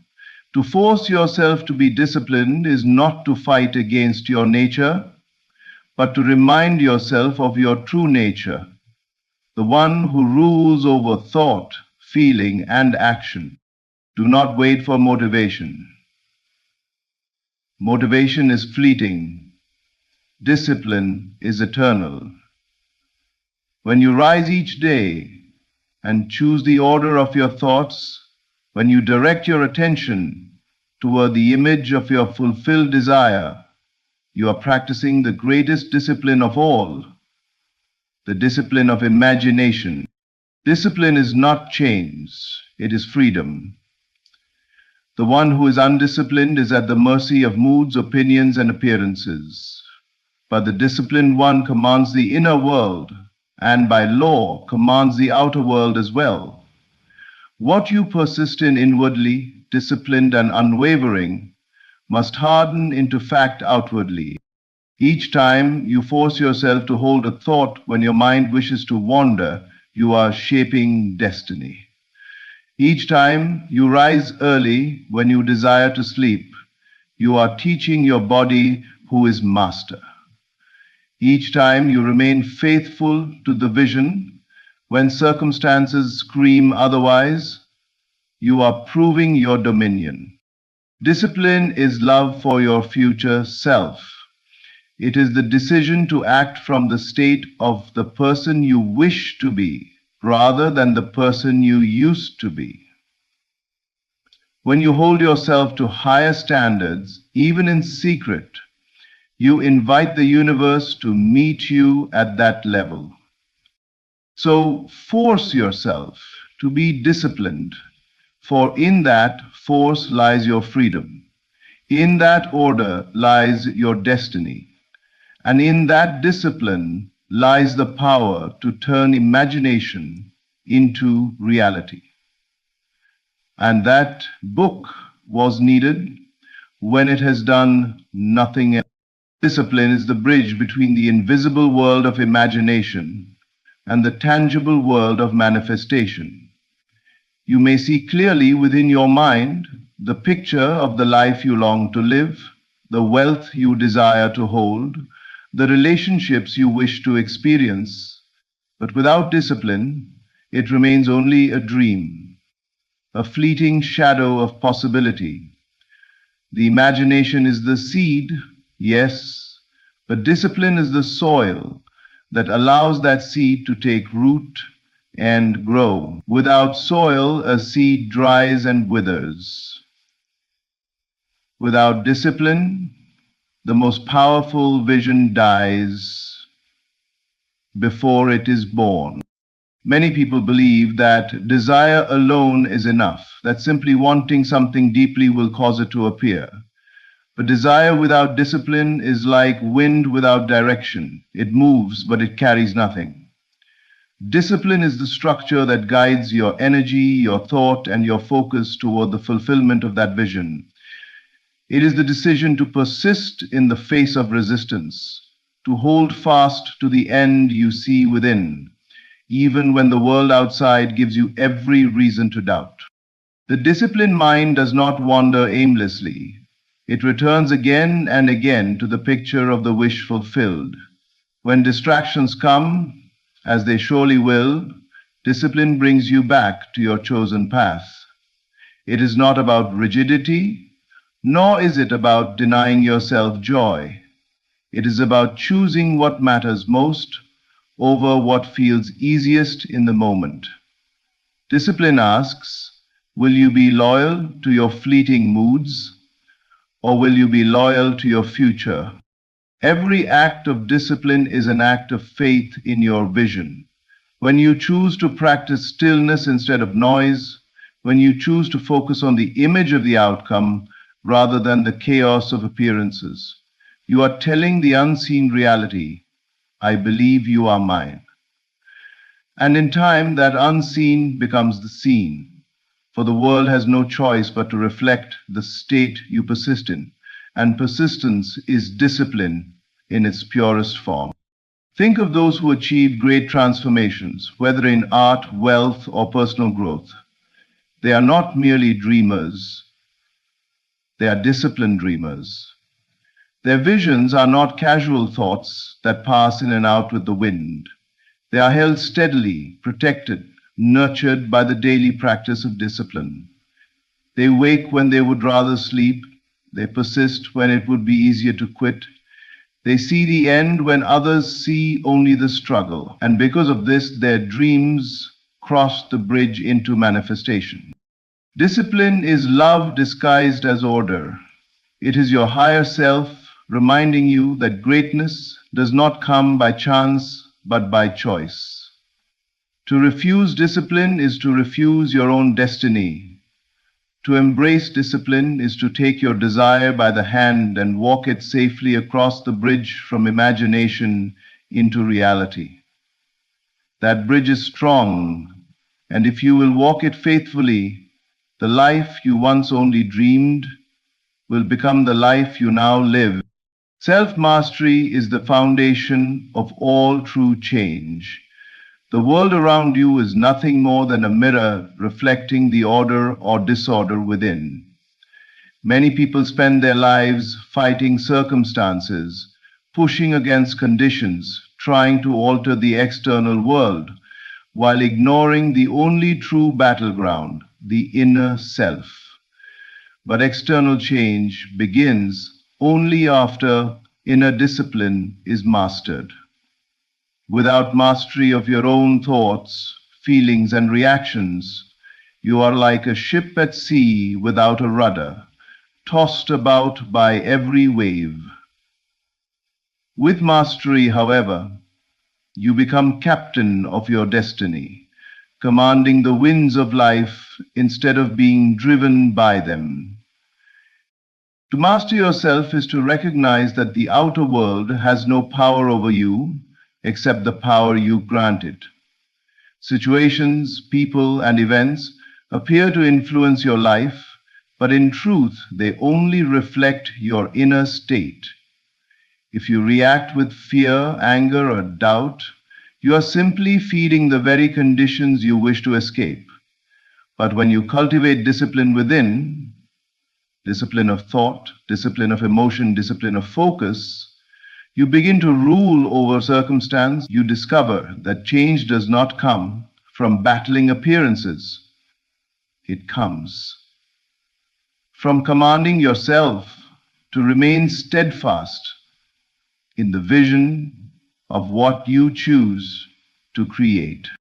Self-mastery does not mean suppressing emotions or denying the reality of challenges. It means refusing to let those challenges dictate who you are or how you act.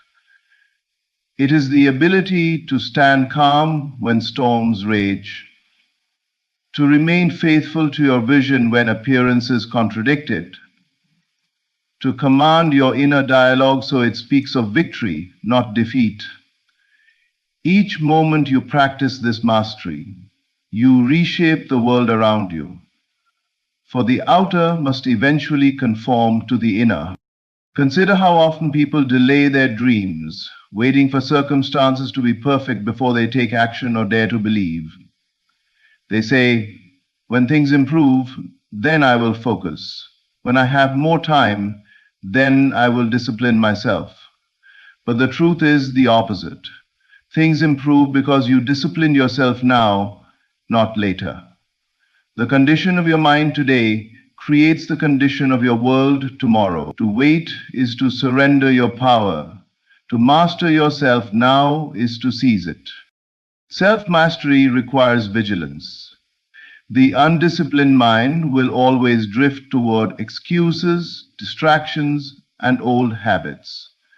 But each time you redirect your attention, each time you remind yourself of who you are and what you are creating, you strengthen the muscle of discipline. It is like training the body. Repetition builds strength. With time, mastery becomes natural.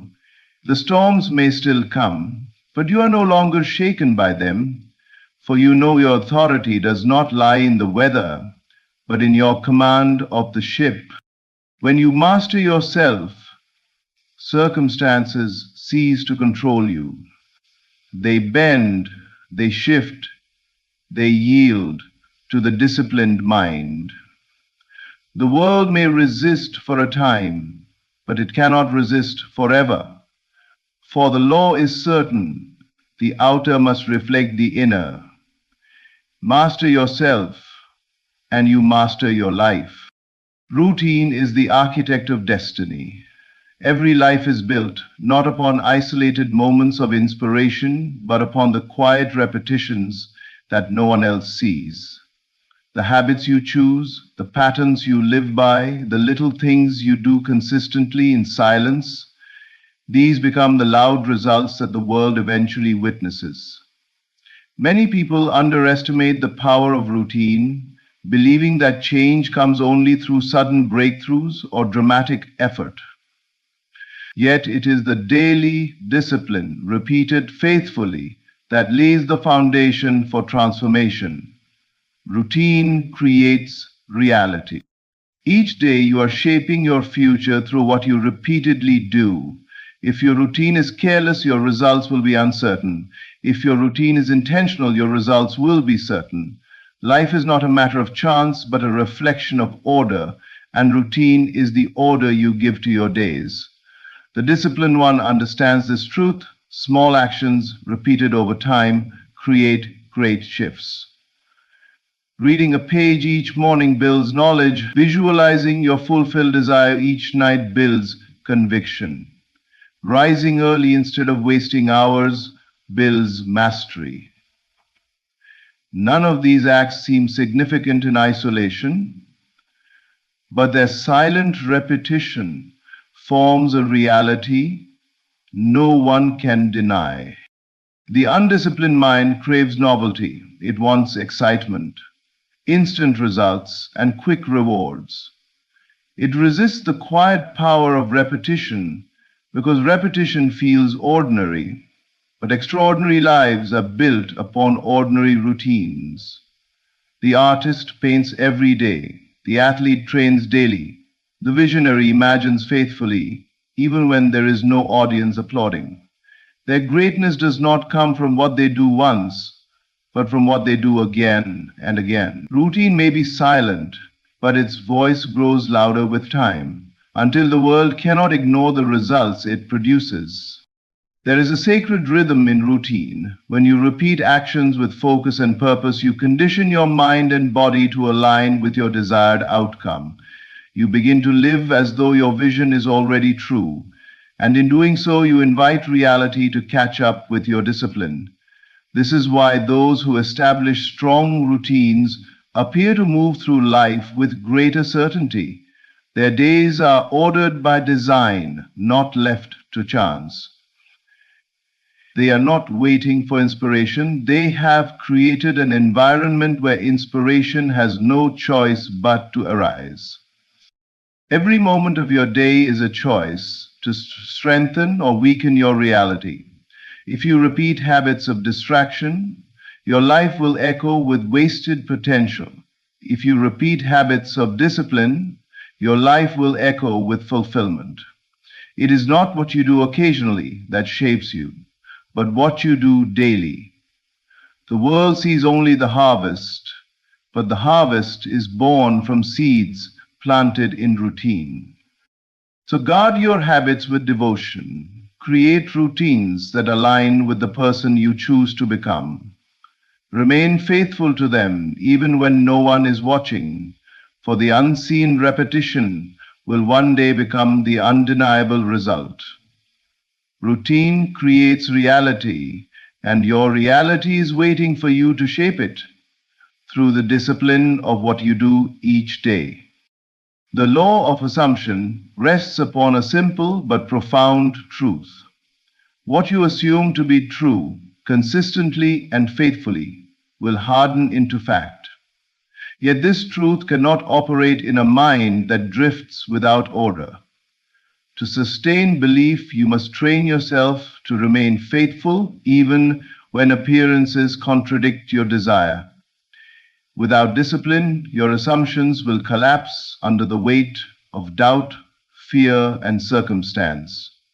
With order, however, your mind becomes a steady flame, unwavering and constant, Until the invisible takes form in the visible, belief is not a fleeting thought, it is a state of being.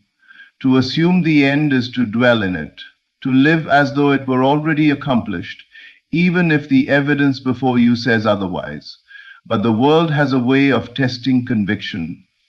Appearances will rise to challenge your inner stance. Bills may pile, opportunities may seem scarce, relationships may falter. If your mind is untrained, you will waver, shifting between faith and fear, hope and despair. Such inconsistency delays the manifestation of your desire. This is why order is essential. To practice the law of assumption is to cultivate inner discipline, to command your thoughts and emotions so they align with the reality you have chosen. Each time you refuse to be swayed by appearances, you strengthen the assumption within. Each time you choose faith over fear, you are laying bricks in the foundation of your new reality. It is not enough to assume once, you must assume faithfully, consistently, until assumption becomes your natural state. Order in the mind is like a compass at sea. Without it, you drift aimlessly, carried wherever the winds of circumstance blow. With it, you remain fixed on your chosen destination, regardless of storms. Appearances may tempt you to abandon the journey, but if your inner compass remains steady, the destination is inevitable. The law does not fail, only your loyalty to it falters. To train your mind in order is to practice awareness. Notice when your thoughts wander into doubt. Notice when fear creeps in. Then gently but firmly redirect yourself back to the state of fulfillment. Say within, it is done, it is mine, it is accomplished. The outer world may laugh at such declarations, but the disciplined mind knows that the outer world is only the echo of yesterday's assumptions. Persist today, and tomorrow must reflect it. Faithfulness is the highest form of discipline. It is easy to believe when all appears favorable, but the true test is to believe when nothing yet affirms your vision. Those who master this remain calm amidst chaos, unwavering in the face of contradiction. And because they do, the world bends to their assumption. Order your mind, remain faithful, and let appearances fade into insignificance. For the law of assumption requires order, and once that order is established within, reality itself has no choice but to obey. Discipline is often mistaken for punishment, a burden placed upon the self to restrict freedom or deny pleasure. But true discipline is not chains, it is inner strength. It is the quiet authority to command your thoughts, feelings, and actions instead of being commanded by them. To live without discipline is to live as a servant of moods and impulses. To live with discipline is to step into mastery, to stand as the ruler of your inner kingdom. But this strength is not forced upon you by another. It is cultivated from within, a choice to lead yourself toward the life you desire. When you understand discipline as strength, you see it not as deprivation, but as empowerment. Each time you choose to hold your tongue instead of speaking in anger, you are strong. Each time you choose to remain faithful to your vision instead of surrendering to doubt, you are strong. Each time you choose action when laziness tempts you into comfort, you are strong.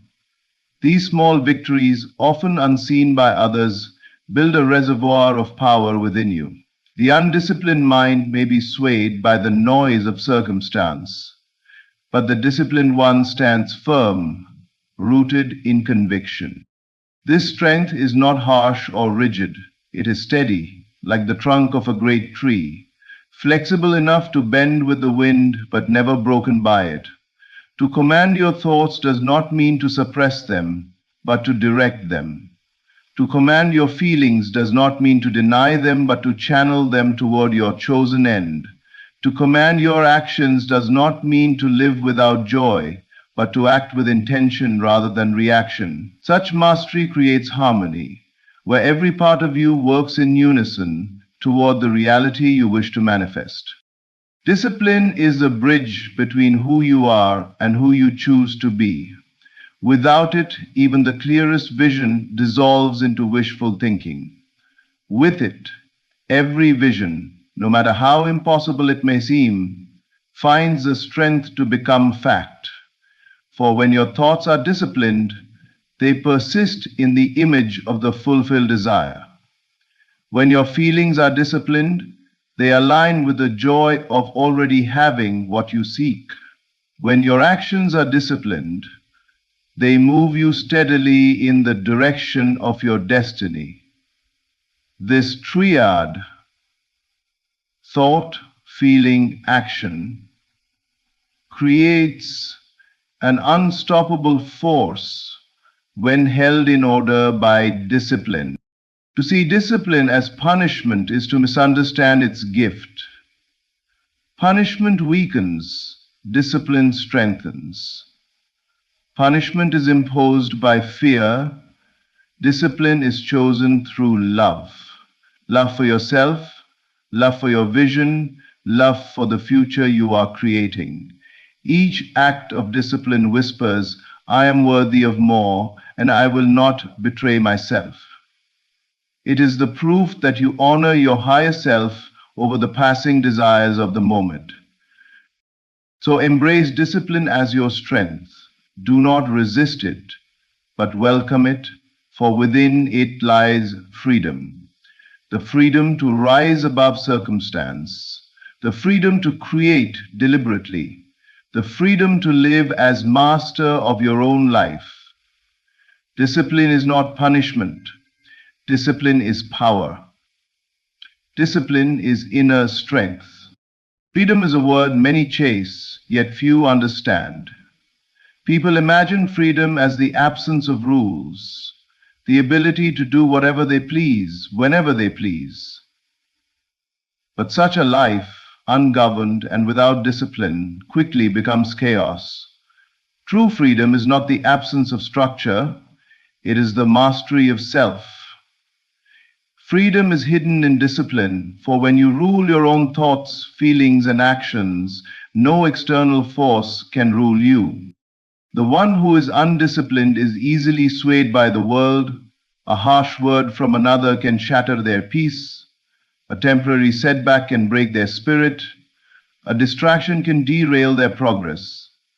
They are like a leaf in the wind, carried wherever circumstance blows. This is not freedom. It is bondage to every external condition. Yet the disciplined one who has mastered themselves stands unshaken. Their peace does not depend on approval. Their progress does not depend on ease. Their joy does not depend on circumstances. They carry freedom within because they have placed their own being under command.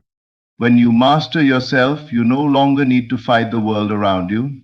No insult can touch your sense of worth because you have disciplined your mind to know who you are.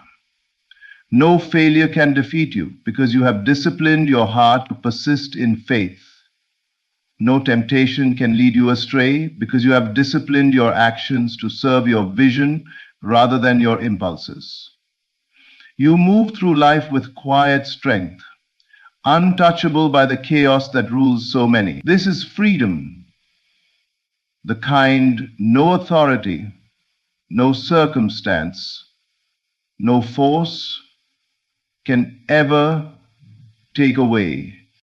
Discipline frees you because it places you above the control of fleeting moods. Feelings may rise and fall, but you are not their servant. Thoughts may wander, but you guide them back to truth. The world may shift, but you remain steady. In such mastery, you discover that freedom is not found in doing everything, but in doing what matters most. It is not found in escaping responsibility but in embracing it with clarity and strength. Look at the lives of those who live without discipline. They are imprisoned by habits they cannot break, trapped by desires they cannot control, enslaved by circumstances they cannot rise above. They call it freedom, but in truth it is bondage.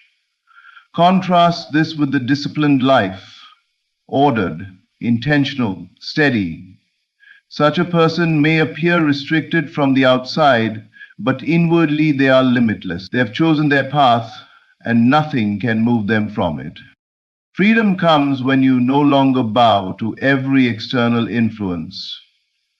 Freedom comes when your peace is unshaken, your vision unbroken, your will unmoved.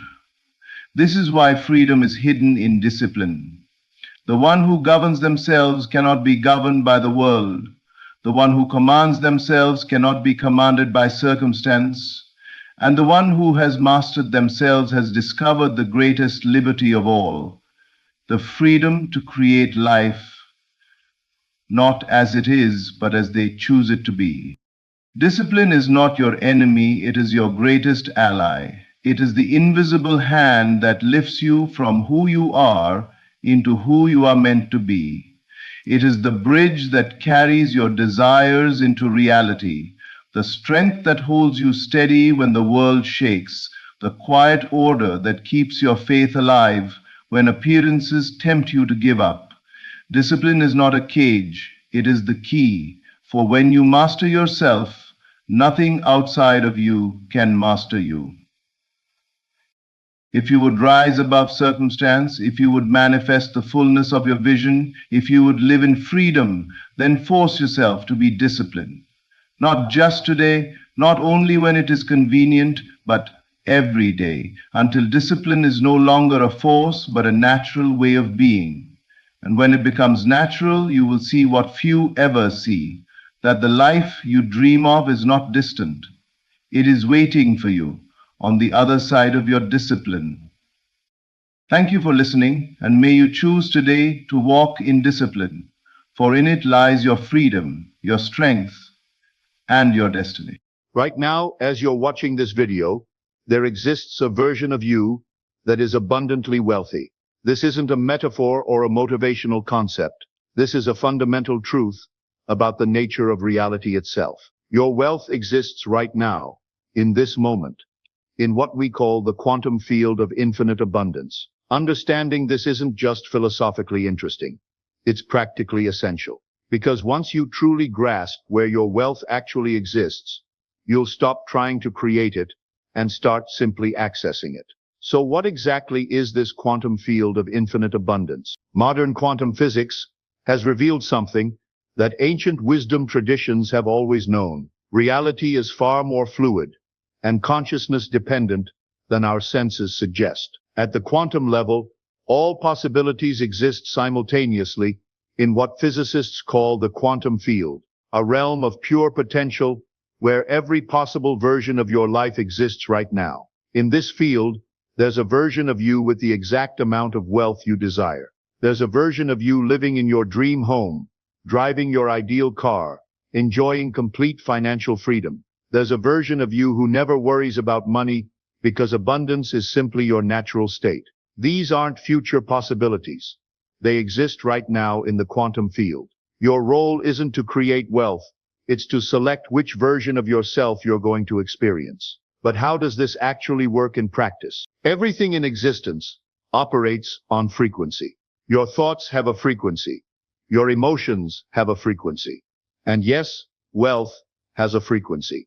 When you're tuned to the wealth frequency, you naturally attract and experience abundance. When you're tuned to the scarcity frequency, you experience lack and limitation. Think of it like a radio. All the radio stations are broadcasting simultaneously, but you only hear the one you're tuned to. Similarly, all possible financial realities are available simultaneously, but you only experience the one your consciousness is tuned to. The wealthy version of you isn't in the future. It's broadcasting right now on the wealth frequency. Your job is to tune in. Now, one of the biggest obstacles to accessing your wealth is what I call linear time thinking. What do I mean by this? Linear time thinking is the belief that wealth must be built step by step over time through gradual accumulation. This thinking keeps you trapped in the slow, difficult path of trying to create wealth from scratch.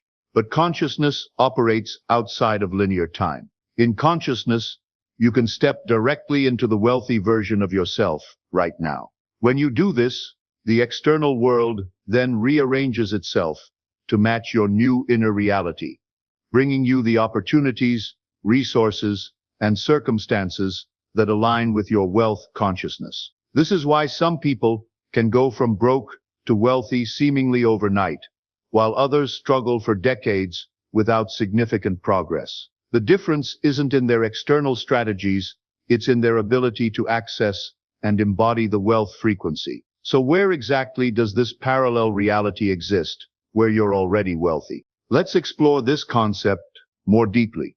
In the quantum field, there exists a parallel reality where you made different choices, held different beliefs, and as a result, manifested abundant wealth.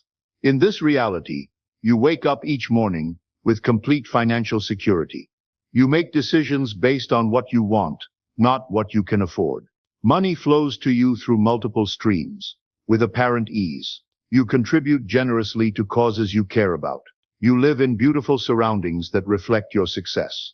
You feel worthy and deserving of all the abundance you enjoy. This parallel reality isn't fantasy.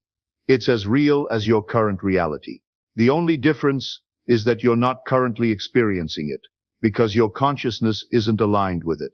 Your consciousness is the bridge between your current financial reality and the wealthy reality that already exists. When you shift your consciousness to match the wealthy version of yourself, you literally shift into that parallel reality. This isn't about pretending or visualizing. This is about recognizing that the wealthy you already exists and consciously choosing to embody that version of yourself. When you do this with sufficient depth and conviction, your external circumstances must shift to match. Think of it like changing channels on a television. The channel you were watching doesn't disappear when you change channels. It continues broadcasting. You've simply tuned into a different signal. Similarly, when you shift to wealth consciousness, you're not creating a new reality. You're tuning into a reality that already exists. The key to accessing your wealthy parallel self is to stop thinking of wealth as something you need to achieve and start experiencing it as something you already are in another dimension of reality. Here's a powerful exercise to begin this process. Close your eyes and imagine that somewhere in the quantum field, there's a version of you that has already achieved all the wealth you desire. This version of you has the same personality, the same core essence, but they made different assumptions about money and therefore manifested different results. Now, instead of trying to become this wealthy version of yourself, simply recognize that you are this version of yourself, just experiencing a different frequency of reality. Feel into what it would be like to be that version of you right now. How would you feel? How would you move through the world? What would your inner dialogue sound like? How would you make decisions? Don't try to imagine the external details. Focus on the inner experience of being the wealthy version of yourself. This isn't visualization. This is recognition. You're recognizing and connecting with a version of yourself that already exists. Now, here's something that might seem revolutionary. Your wealth consciousness is completely independent of your current bank balance. Most people make the mistake of trying to feel wealthy after they have money. But this approach has it backwards. Wealth consciousness comes first, then the money follows. Your bank balance is simply a historical record of your past consciousness. It has no power to determine your future wealth unless you give it that power. There's always a time lag between a shift in consciousness and its manifestation in physical reality. This time lag serves an important purpose. It prevents reality from changing so rapidly that it becomes chaotic and unpredictable.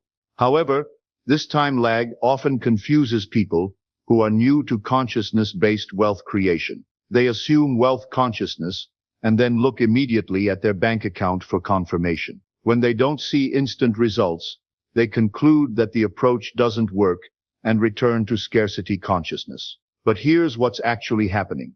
When you assume wealth consciousness, you set in motion a reorganization of circumstances that will lead to the manifestation of wealth. This reorganization might involve new opportunities appearing in your life, meeting people who can help you, getting ideas for income generation, developing new skills or insights, changes in your decision-making patterns, and shifts in how others perceive and respond to you. All of these changes begin immediately when you assume wealth consciousness, but they take time to culminate in visible financial results. The period between assuming wealth consciousness and seeing it manifest in your bank account is what we call the bridge period. This is the most crucial time in the entire manifestation process, because it's when your commitment to your new consciousness is tested. During the bridge period, your external circumstances might still reflect your old consciousness. Your bills are still the same. Your income might not have changed yet, and you might face financial challenges that seem to contradict your new wealth consciousness. This is completely normal and expected. Your external world is catching up to your internal shift. The key is to maintain your wealth consciousness regardless of what your current circumstances suggest. Remember, your current circumstances are the result of your past consciousness. Your wealth consciousness is creating your future circumstances. Don't let the past override the future. Here's the secret. You can feel genuinely wealthy right now, even if your bank account doesn't reflect it yet. In fact, feeling wealthy now is what creates the fact of wealth later. Wealth consciousness isn't about the amount of money you have. It's about your relationship with abundance itself. When you truly embody wealth consciousness, you feel abundant and secure regardless of your current financial situation. You make decisions from a place of plenty rather than scarcity. You're generous with what you have, knowing more is always available. You expect good things to happen financially. You feel worthy of abundance and prosperity. You see opportunities where others see obstacles. These internal states are available to you right now, regardless of your bank balance. And when you consistently embody these states, your external financial reality must eventually match them. Now, what's the scientific basis for all of this? Is there actual research supporting consciousness-created abundance? While the concept of consciousness creating reality might seem mystical, it's actually supported by cutting-edge scientific research in quantum physics, neuroscience, and consciousness studies. Let me explain how quantum physics supports this. Quantum physics has demonstrated that consciousness plays a fundamental role in determining reality. The famous observer effect shows that the act of observation actually influences what is observed. Subatomic particles exist in a state of probability until they're observed, at which point they collapse into a definite state.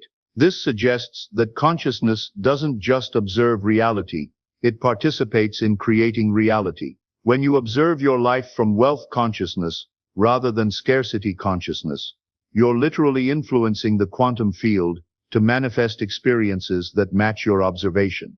Neuroscience research has shown that our beliefs literally rewire our brains, creating new neural pathways that influence how we perceive and interact with the world. When you hold wealth consciousness beliefs, you're creating neural pathways that notice opportunities that align with abundance, generate ideas for creating value and income, recognize resources that were previously invisible, make decisions that support financial growth, and build relationships with people who can help you prosper. Your brain becomes a wealth-seeking, opportunity-recognizing instrument when it's programmed with abundance consciousness. Your brain has a filtering system called the reticular activating system, or RAS, that determines what information you notice and what you ignore. When you assume wealth consciousness, you're programming this system to notice business opportunities, investment possibilities, people who can help you succeed, resources for creating income, and signs that abundance is flowing to you. Someone with scarcity consciousness has their reticular activating system programmed to notice lack, problems, obstacles, and evidence that money is hard to come by. They literally live in a different perceptual world, even though they're in the same physical environment. There's research on collective consciousness and wealth too. The research into morphic resonance suggests that when you embody a particular state of consciousness, you tap into a collective field of similar consciousness. When you assume wealth consciousness, you're connecting with the collective field of all wealthy individuals throughout history. This isn't just metaphysical speculation. You can feel this connection when you truly embody wealth consciousness. You gain access to insights, wisdom, and intuitive guidance that seems to come from beyond your individual mind. Now that you understand where your wealth exists and how consciousness creates reality, the question becomes, how do you consistently live from the wealth frequency? First, let me describe what the wealth frequency actually feels like. The wealth frequency has a distinctive feeling to it. It's characterized by ease and flow. Things feel effortless rather than forced. There's expectancy. You expect good things to happen financially. You feel security, fundamentally safe, and provided for. There's generosity. You want to give and share with others. You experience gratitude, appreciating the abundance that already exists in your life. There's playfulness. Money feels fun, rather than serious and stressful. And worthiness. You feel deserving of abundance and prosperity.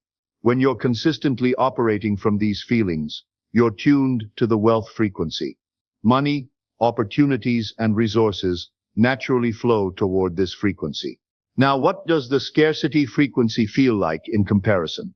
By contrast, the scarcity frequency feels like struggle and force.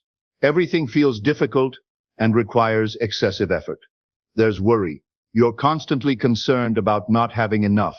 You feel insecurity, vulnerable, and at risk financially. There's hoarding.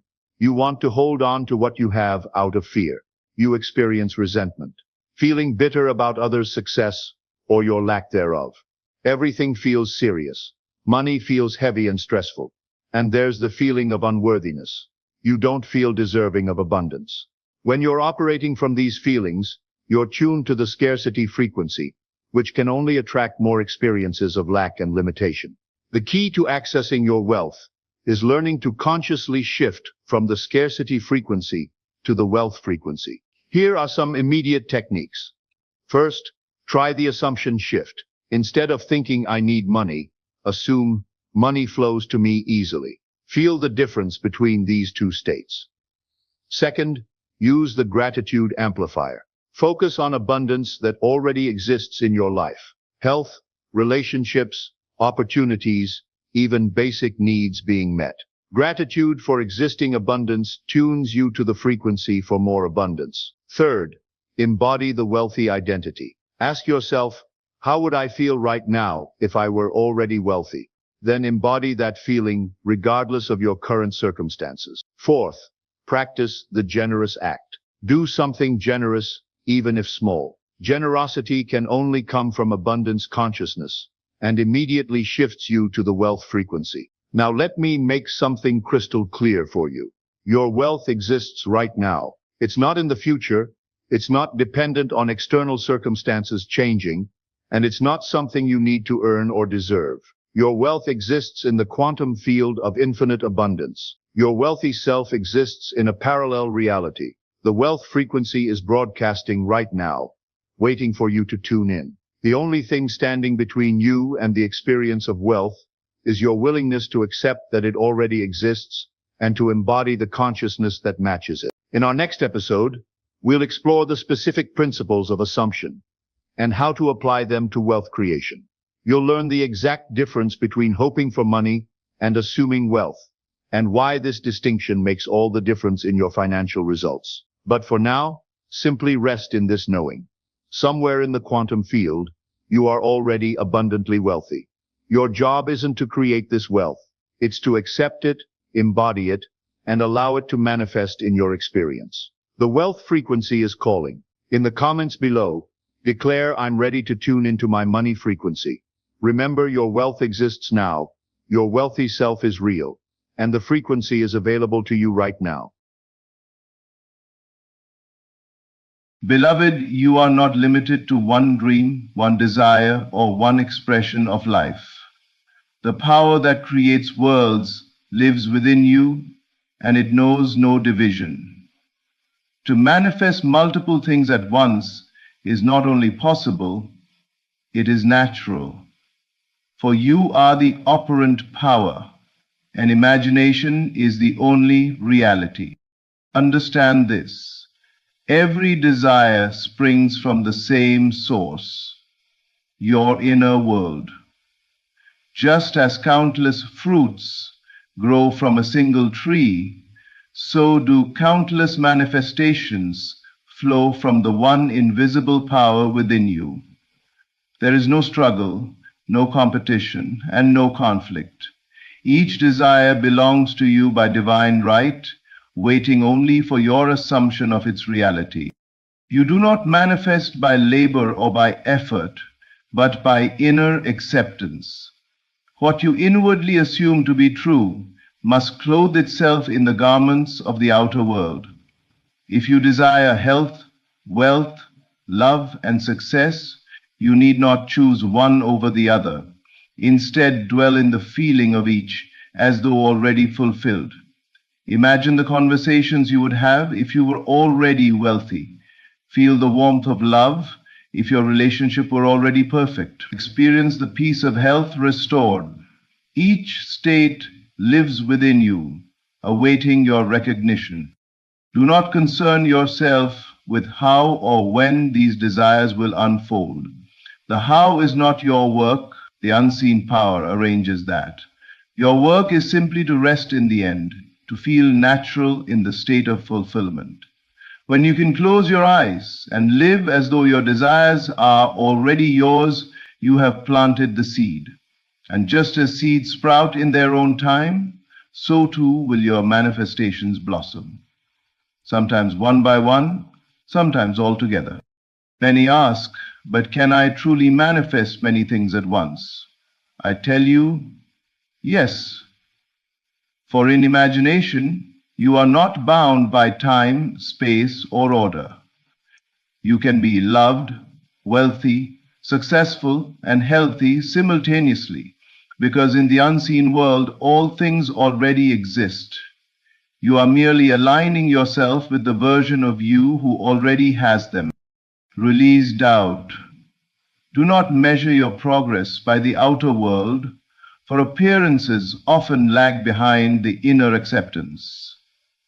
Trust the unseen more than what the senses tell you. When the outer world contradicts your desire, remind yourself, the unseen is the real, the visible is only the shadow. And above all, let your desires harmonize. They are not at war with one another, they flow together, forming the perfect expression of the life you are meant to live. Wealth does not exclude love. Health does not exclude success. Joy does not exclude peace. All can be yours because all already are yours in imagination. So tonight, begin to live from the end. Enter into the joy of desires fulfilled. Walk as though you are already the person who has it all. The moment you accept this inner truth, the outer world has no choice but to mirror it back to you. For you are the creator of your reality, and creation is finished. Everything you seek already exists within. Dare to assume it, rest in it, and watch as multiple desires spring forth into your life effortlessly, harmoniously, and beautifully. GPT said, all that you desire, every vision, every dream, and every longing of your heart springs from a single source. There is not one power for wealth, another for health, another for love, and still another for success. There is only one invisible power, the imagination within you, and it is the fountain from which all things flow. Just as countless rays of light radiate from a single sun, so too do countless manifestations come forth from your inner reality. To recognize this truth is to free yourself from confusion and division, for you will no longer wonder how to call forth multiple desires. you will understand that all expressions are born of the same essence. This one power does not limit itself. It does not ration its abundance or measure out what you are allowed to receive. The limitation arises only when you believe the source is scattered, when you think love must come from one place, wealth from another, and health from yet another. But when you realize the source is one, you begin to see that every manifestation is already yours, waiting for you to claim it in imagination. You can have the fullness of life because you already carry the completeness of life within you. Think of the ocean. From it, countless waves rise and fall, each with its own form and rhythm. Yet no matter how many waves appear, they all belong to the one sea. Your desires are the waves, but the source is the ocean of your imagination. Some waves may be large and majestic, others small and subtle, but each arises effortlessly from the same depth. When you acknowledge that one ocean gives rise to all waves, you no longer doubt whether another desire can come to pass. You know it is inevitable, for it belongs to the same flow. This invisible power is not something distant, outside, or separate from you. It is your very own imagination, your inner ability to accept a state as real, to see beyond appearances and rest in the unseen. When you imagine yourself in possession of your desire and feel the reality of it, you are calling it forth from the one source. You are not asking or begging something outside to grant it. You are simply recognizing what already exists in seed form within. And when you grasp this truth, you realize that manifesting multiple things at once is natural. Just as a tree does not produce only one fruit and stop, your imagination does not create one manifestation and then exhaust itself. It continues to bring forth abundance because its source is infinite. You are not limited to a single dream. You can enjoy love and wealth, health and peace, success and joy, all together, because they are simply different expressions of the same inner reality. To live with this awareness is to rest in confidence. You no longer need to divide your mind, worrying that one desire might cancel another. Instead, you allow each to unfold in harmony, knowing all are sustained by the one invisible power within you. When you trust this, your life becomes an effortless dance of manifestations, each flowing from the same unshakable source. The great secret of creation lies in assumption. Whatever you accept as true within yourself, whatever you inwardly take possession of, must one day appear in your outer world. The law is exact, and it does not fail. Life does not respond to what you merely hope for, nor to what you idly wish for. It responds to what you assume, to the state you inwardly occupy as real. The invisible world of imagination is the only cause, and the visible world is its inevitable effect. To assume is to claim inwardly that something is already yours. It is to step beyond desire and move into fulfillment. The moment you say to yourself, I am, instead of I want to be, you are living by the law of assumption. The outer world, which often seems so fixed and immovable, has no choice but to rearrange itself according to the inner reality you now hold. It cannot resist because it has no life of its own. It is a shadow, a mirror, a reflection of what you carry within. This law is not bound by logic, reason, or circumstance. The senses may scream otherwise, appearances may deny it, and yet if you remain faithful to the assumption, the outer world must conform. It does not matter how impossible the desire seems. The world does not create your assumption. Your assumption creates the world. You are always assuming something, whether consciously or unconsciously, and life is always reflecting it back to you. To master this law is to take conscious control of what you allow yourself to accept as true. Consider the difference between one who longs for wealth and one who assumes wealth as their reality. The one who longs continues to confirm lack by saying, I want, I need, I hope. The one who assumes quietly rests in the feeling, I am prosperous, I am provided for. The law has no choice but to clothe that assumption in visible form. It may come through unexpected means, surprising paths, or in ways beyond calculation, but it must come. The assumption, once accepted, is self-fulfilling. The key is persistence. A fleeting thought or a passing daydream is not assumption. True assumption is dwelling in the end, living in the state of the wish fulfilled until it feels natural. When you assume something long enough, it ceases to feel like imagination and becomes your inner reality. At that point, the outer world begins to echo it without resistance. This is why you must guard your assumptions carefully. If you assume failure, you will see failure. If you assume rejection, you will meet rejection. But if you assume love, success, and health, those must appear. For the law makes no distinction between good or bad, wanted or unwanted. It only reflects.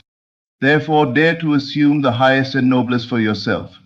Refuse to bow to appearances and claim the truth of your desire inwardly, here and now. As you persist, the unseen will solidify into the seen, and what you once held only in imagination will stand before you as fact. This is the certainty of the law of assumption. What you accept as true within must reveal itself without.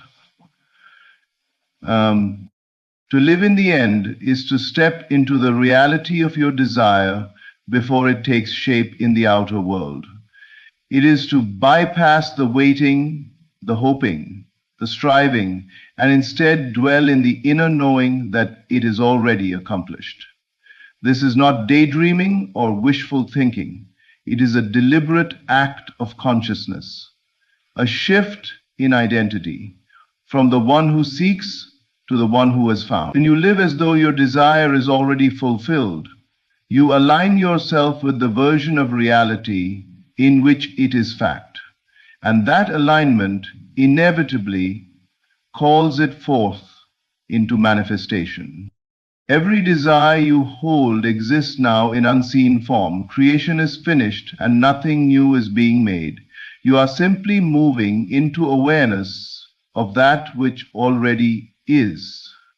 When you imagine yourself at the end, experiencing the joy of the wish fulfilled, you are claiming that version of yourself as real. The senses may deny it, the world may contradict it, but when you remain faithful to the end, the outer must conform. It is not a matter of if, it is a matter of when. Living in the end does not mean ignoring the present or forcing yourself to deny what is. It means that inwardly you rest in the feeling of completion. For instance, if you desire love, you do not dwell in the loneliness of, I want to be loved. You dwell in the warmth, gratitude, and satisfaction of already being cherished. If you desire financial abundance, you do not live in the anxiety of lack. Instead, you carry yourself as one already secure, already free, already provided for. By dwelling in these inner states, you set into motion the outer reflection. The imagination is the workshop of creation. Each time you close your eyes and step into the scene that implies your desire fulfilled, you are rehearsing reality. If you do it with conviction and feeling, the line between imagination and fact begins to blur. The inner world grows so vivid that the outer must bend to match it. It is the law of consciousness. What you accept as true within yourself hardens into fact without. The secret is persistence and naturalness. At first, the state of the wish fulfilled may feel like a fantasy, but the more you return to it, the more it becomes familiar. and soon it feels natural. Once it feels natural, manifestation is inevitable, for reality always follows the path of least resistance. It must outpicture the inner state that feels most normal to you. That is why those who persist in living in the end are never disappointed. They are simply claiming what already belongs to them, knowing that nothing can withhold it once assumed. To live in the end is the ultimate act of faith. It is to say, though the world has not yet shown me my desire, I will walk as though it has, because in truth it already has. This inner conviction transforms the way you speak, act, and carry yourself. You radiate completion, and life mirrors that wholeness back to you. So live now in the joy of fulfillment, and the outer world will unfold itself to prove you right. The secret to effortless manifestation lies in naturalness. When something feels natural to you, it requires no strain, no effort, and no constant reminder. It simply is. To manifest your desires, you must bring them into this same realm of ease, where they feel ordinary, familiar, and already yours. Desire fulfilled should not feel like a distant dream or an impossible miracle. It should feel like the most natural state of being, as though life could not be any other way. Forcing a desire only creates resistance. When you push, when you try to make it happen by effort or willpower, you affirm its absence. You are declaring that it is not yet yours, that you must struggle to obtain it. True creation does not work this way. All manifestation flows from assumption. An assumption requires a quiet acceptance, not a frantic chase. The more you relax into the feeling of having, the faster it takes root within you. Naturalness is the sign that the seed has been planted deeply. Think of the things you already possess in life. Do you struggle to believe in them? Do you wake up each morning reminding yourself that you have a home, or that you can breathe, or that you are alive? No, these things are natural. You take them for granted because they are a part of your reality. In the same way, when you take your desires for granted, when you live as though they are no longer wishes but simple facts, you have reached the state of naturalness. And once you dwell there, manifestation becomes inevitable. To reach this state, you must train your imagination. In quiet moments, step into the feeling of the wish fulfilled. Not with tension, but with ease. Let it be simple. Imagine the scene that implies its fulfillment, and instead of straining to believe, relax into it. Feel the joy, the gratitude, the calm assurance of already having what you desire. At first, it may feel unfamiliar, even forced, but with repetition, the state begins to settle, and soon it becomes second nature. What was once a dream transforms into the most natural thing in the world. The key is to let go of the struggle. You do not need to figure out the how or the when. Those belong to the unseen power that arranges all things. Your only work is to feel the end as natural now. When you carry yourself with that quiet confidence, life bends to meet you. Others will respond to you as though your desire were already fulfilled. Opportunities will align and circumstances will fall into place, not because you forced them, but because you embodied the state. Naturalness is the evidence of faith. It is the sign that you have moved beyond hoping and into knowing. When your desire feels as natural as the rising sun, as ordinary as breathing, it must appear, for the outer world has no choice but to reflect the inner conviction. So do not force, do not struggle. Simply rest in the simplicity of already having, and let life mirror back to you the natural state you have claimed within. To rest in the invisible is to anchor yourself in the unseen reality of your imagination rather than the shifting evidence of the senses. The outer world is a shadow, a delayed reflection of inner states. If you make appearances your guide, you will always be tossed about by doubt, fear, and contradiction. But when you learn to trust the invisible, when you know that the unseen assumption is more real than what your eyes behold, you step into the true power of creation. Everything visible today was once invisible. Every invention, every home, every relationship, every achievement existed first as an idea, as an unseen vision in the mind of one who dared to believe in it. The world you now experience is nothing but crystallized imagination. To look only at appearances is to look at the past, for what is visible now is merely the outpicturing of what was once assumed within. To change your life, you must not fight appearances, but rest in the invisible reality that already holds your desire fulfilled. This rest is not laziness or neglect. It is a calm assurance, a quiet knowing that the unseen is working in your favor. The moment you assume the state of the wish fulfilled, it is done. The invisible world has accepted it. The outer must follow in its time. But if you grow restless, doubting because the senses show no change, you uproot the seed before it can sprout. Patience is not passive, it is confidence in the unseen. Imagine planting a seed in the soil. You do not dig it up each day to check if it is growing. You trust the unseen process beneath the surface. In the same way, when you rest in the invisible, you stop checking appearances for proof. You stop doubting because the outer has not yet rearranged itself. You know the rearrangement is inevitable, for the inner state is already established. Just as the seed must grow into a tree, your assumption must grow into fact. This trust in the invisible frees you from anxiety. You no longer need to chase, struggle, or force circumstances.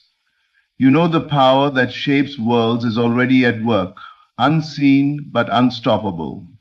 The outer world may appear stubborn, unchanged, even hostile to your desire, but you remain unmoved, for you have seen the truth within, and you know it is greater than any shadow of doubt. When you live this way, the outer begins to shift in ways you could never predict. Doors open, people change, opportunities align, and life rearranges itself to reflect the unseen assumption you held. The law cannot fail. What is established within must manifest without. So rest in the invisible. Trust the unseen more than the seen, the inner more than the outer, the eternal more than the temporary. Appearances will catch up, but they are not your guide. Your guide is the invisible reality you carry in imagination. Hold to it with quiet faith, and soon the outer world will bow to the inner truth you dared to rest in. In truth, there is no limit to what you can manifest, for all things come from the one invisible power within you. By assuming your desires as already fulfilled, by resting in the unseen, by making the feeling of your wish natural, and by trusting the harmony of life, you allow multiple blessings to unfold at once. You are the creator of your world, and as you live from the end, the outer must mirror the richness you carry within. Remember, creation is finished. Your only task is to claim it in imagination and let it flow effortlessly into form. Thank you for listening, and may you walk each day in the joy of fulfillment, knowing that everything you seek is already yours. What would it feel like to already be a billionaire? Not in the distant future, but right now. Imagine waking up each morning with absolute certainty that wealth is yours. that it is your natural state? Would you feel anxiety over bills? Would you worry about financial struggles? Or would you move through your day with complete ease, knowing that unlimited resources are already at your disposal? This feeling, this deep, unshakable conviction, is what shapes reality. The moment you assume the state of wealth, you have planted the seed, and once planted, it must grow. You do not need to force it into being, nor must you struggle or figure out how it will unfold. Your only responsibility is to persist in the feeling, to dwell so deeply in the consciousness of wealth that the outer world has no choice but to bend to your assumption. Many struggle with this concept because they trust their senses. They look at their bank accounts, at their financial circumstances, and say, "But this is my reality. How can I feel wealthy when my current situation tells a different story?" But understand this: what you see now is merely a reflection of your past thoughts, your past assumptions, your past state of being. The present moment is nothing more than the residue of what you once believed to be true. If you continue to react to it, if you continue to base your emotions and assumptions on what your senses report, you will remain locked in the same cycle, reinforcing the same experience over and over again. You must break free from the illusion of appearances and step into the truth that you are the creator of your reality. Do not allow what you see to dictate what you feel. Allow what you feel to dictate what you see. Close your eyes and feel the wealth. See yourself living in luxury. Imagine the details vividly. Where do you live? What do you wear? How do you spend your days? Let it become so real in your mind that you can taste it, touch it, experience it fully. The subconscious mind does not distinguish between what is real and what is imagined. It simply accepts whatever you repeatedly impress upon it as fact. If you tell it through feeling, through assumption that you are wealthy, it will accept that as your truth and will begin reshaping your world accordingly. Opportunities will arise, resources will flow, the right people and circumstances will be drawn to you, all as a response to your inner state. Doubt may try to creep in. Old patterns of thinking may resurface, whispering that this is not real, that wealth is something external, something earned through struggle and effort. But you must remain steadfast in your new state of consciousness. The moment you catch yourself slipping into worry or lack, shift immediately back into the feeling of abundance. Remind yourself that wealth is already yours, that it is not something you are waiting for. It is something you are. Gratitude is a powerful tool in this process. When you feel grateful for what you already have, you are affirming abundance. Gratitude shifts your focus from what is missing to what is present, and what you focus on expands. Begin to see everything in your life as evidence of your wealth. The air you breathe, the roof over your head, the food on your table, all of it is proof that abundance flows to you, that you are already living in a state of receiving. The more you recognize and appreciate this, the more you will attract. Another key aspect is detachment. True wealth consciousness does not cling, does not chase, does not fear loss. It knows that abundance is infinite, that there is no lack, that money is simply energy that flows freely. The moment you stop obsessing over how the money will come or where it will come from, you open the floodgates for it to appear effortlessly. The need to control, to micromanage, to desperately seek is rooted in scarcity thinking. The moment you let go and trust, you step fully into the state of being wealthy. When you act from a place of certainty. Make decisions as the person who already has everything they desire. Speak as though wealth is your reality. Walk with the confidence of someone who knows they are financially free. This is not about pretending or forcing. It is about embodying the truth that you are already abundant. The universe responds to you in exact proportion to your state of being. If you feel lack, you attract more lack. If you feel wealth, you attract more wealth. There is no other way. The law is precise, unwavering, and always working in your favor.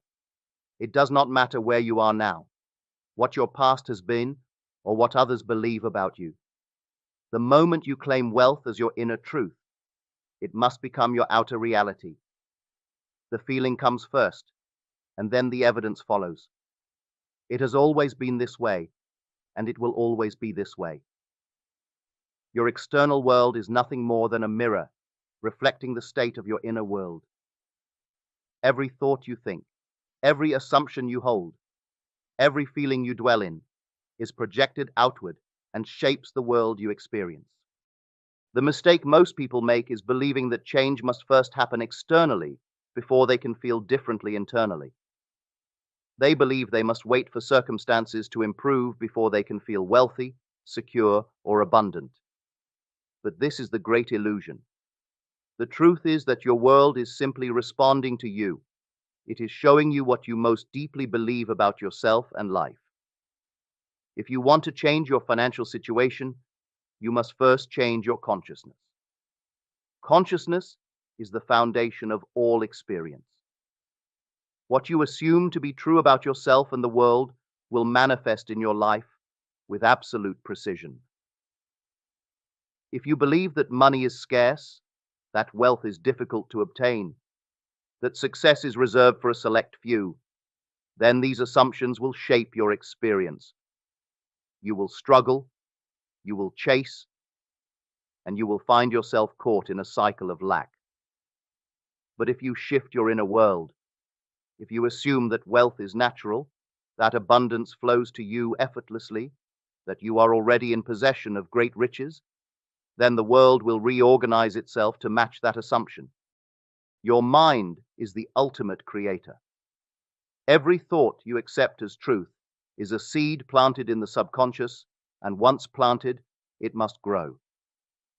The subconscious does not argue, does not question, does not discriminate between what is real and what is imagined. It simply takes the dominant impressions you give it and brings them to life.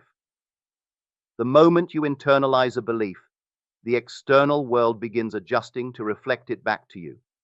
This is why you must be vigilant with your thoughts. You cannot afford to entertain ideas of limitation, poverty, or struggle if you wish to experience wealth. Most people allow their senses to dictate their beliefs. They see a lack of money in their bank account and accept it as truth. They experience financial hardship and allow it to define their reality. But the outer world is merely an echo of past thoughts and assumptions. If you react to what you see, you are reinforcing it, keeping yourself trapped in the same cycle. If you want a new reality, you must stop reacting to the old one. You must ignore the evidence of the senses and trust in the unseen power of your mind. You must claim your wealth now, even if the outer world does not yet reflect it. This is the key. Assume the feeling of being a billionaire before the money appears. Walk, talk, and think from the state of abundance. Not in a way that is forced, not as an act of pretending, but as an inner conviction so deep that it becomes your truth. You do not wait for proof. You become the proof. You carry yourself as someone who knows they are financially limitless. You make decisions as the person who has already achieved success. You speak from the confidence of knowing that you have more than enough. This shift in consciousness is not about mere positive thinking, nor about wishful hoping or daydreaming. It is about embodying a state of being so completely that the outer world must conform. Every billionaire you see today, every person who has amassed great wealth, first saw themselves as wealthy within. They carried the consciousness of wealth long before they had the material proof. They did not wait for circumstances to change. They changed themselves, and the world followed. You do not need to force things to happen. You do not need to chase money or struggle to bring wealth into your life. Your only responsibility is to assume the feeling of already being the person you wish to be. Once you do this, the world will shift in ways you cannot yet comprehend. Ideas will come to you. Opportunities will present themselves. People and circumstances will move in perfect harmony to bring your vision to life. But none of this happens until you first change your inner world. Doubt may arise. The mind may resist. It may try to pull you back into old ways of thinking. But you must remain firm. You must remind yourself daily that the world is only reflecting your inner state. The moment you assume a new state, the world begins adjusting to match it. This is an unbreakable law. It has always worked this way, and it will always work this way. Your only task is to persist in the assumption of wealth, to embody it so fully that there is no room for anything else. And as you do this, as you commit to living from this new state of being, the world will yield to your vision, and wealth will become your reality. Money is not something you chase. It is something you attract by the person you become, by the state of consciousness you occupy. If you want to shift your financial reality, you must change your subconscious programming. You must replace old limiting beliefs with new empowering ones. Start by seeing money as a natural part of your life, not as something scarce or difficult to obtain. Imagine yourself surrounded by abundance, feeling the ease and security that comes with knowing you are always provided for. Speak of money in positive terms. Appreciate what you have and expect more to flow to you. Gratitude is one of the most powerful ways to align yourself with wealth. When you appreciate what you already have, no matter how small, you send a signal to the universe that you are in harmony with abundance. Gratitude shifts your focus from lack to prosperity, from struggle to ease. It allows you to recognize the wealth that is already present in your life and opens the door for even more to enter. The greatest shift happens when you stop seeing money as something external and start recognizing it as a reflection of your inner world. Money is not separate from you. It is simply an expression of your state of consciousness. The moment you claim your wealth within, the external world will have no choice but to conform. This is not wishful thinking. It is a law as precise as gravity. Assume the feeling of financial abundance. Release all fear and doubt, and watch as the world bends to reflect your inner wealth. When you embody the mindset of a billionaire, you do not seek validation from the external world. You do not wait for circumstances to change before you feel abundant. Instead, you move through life with a quiet confidence, knowing that the world is simply reflecting your inner state.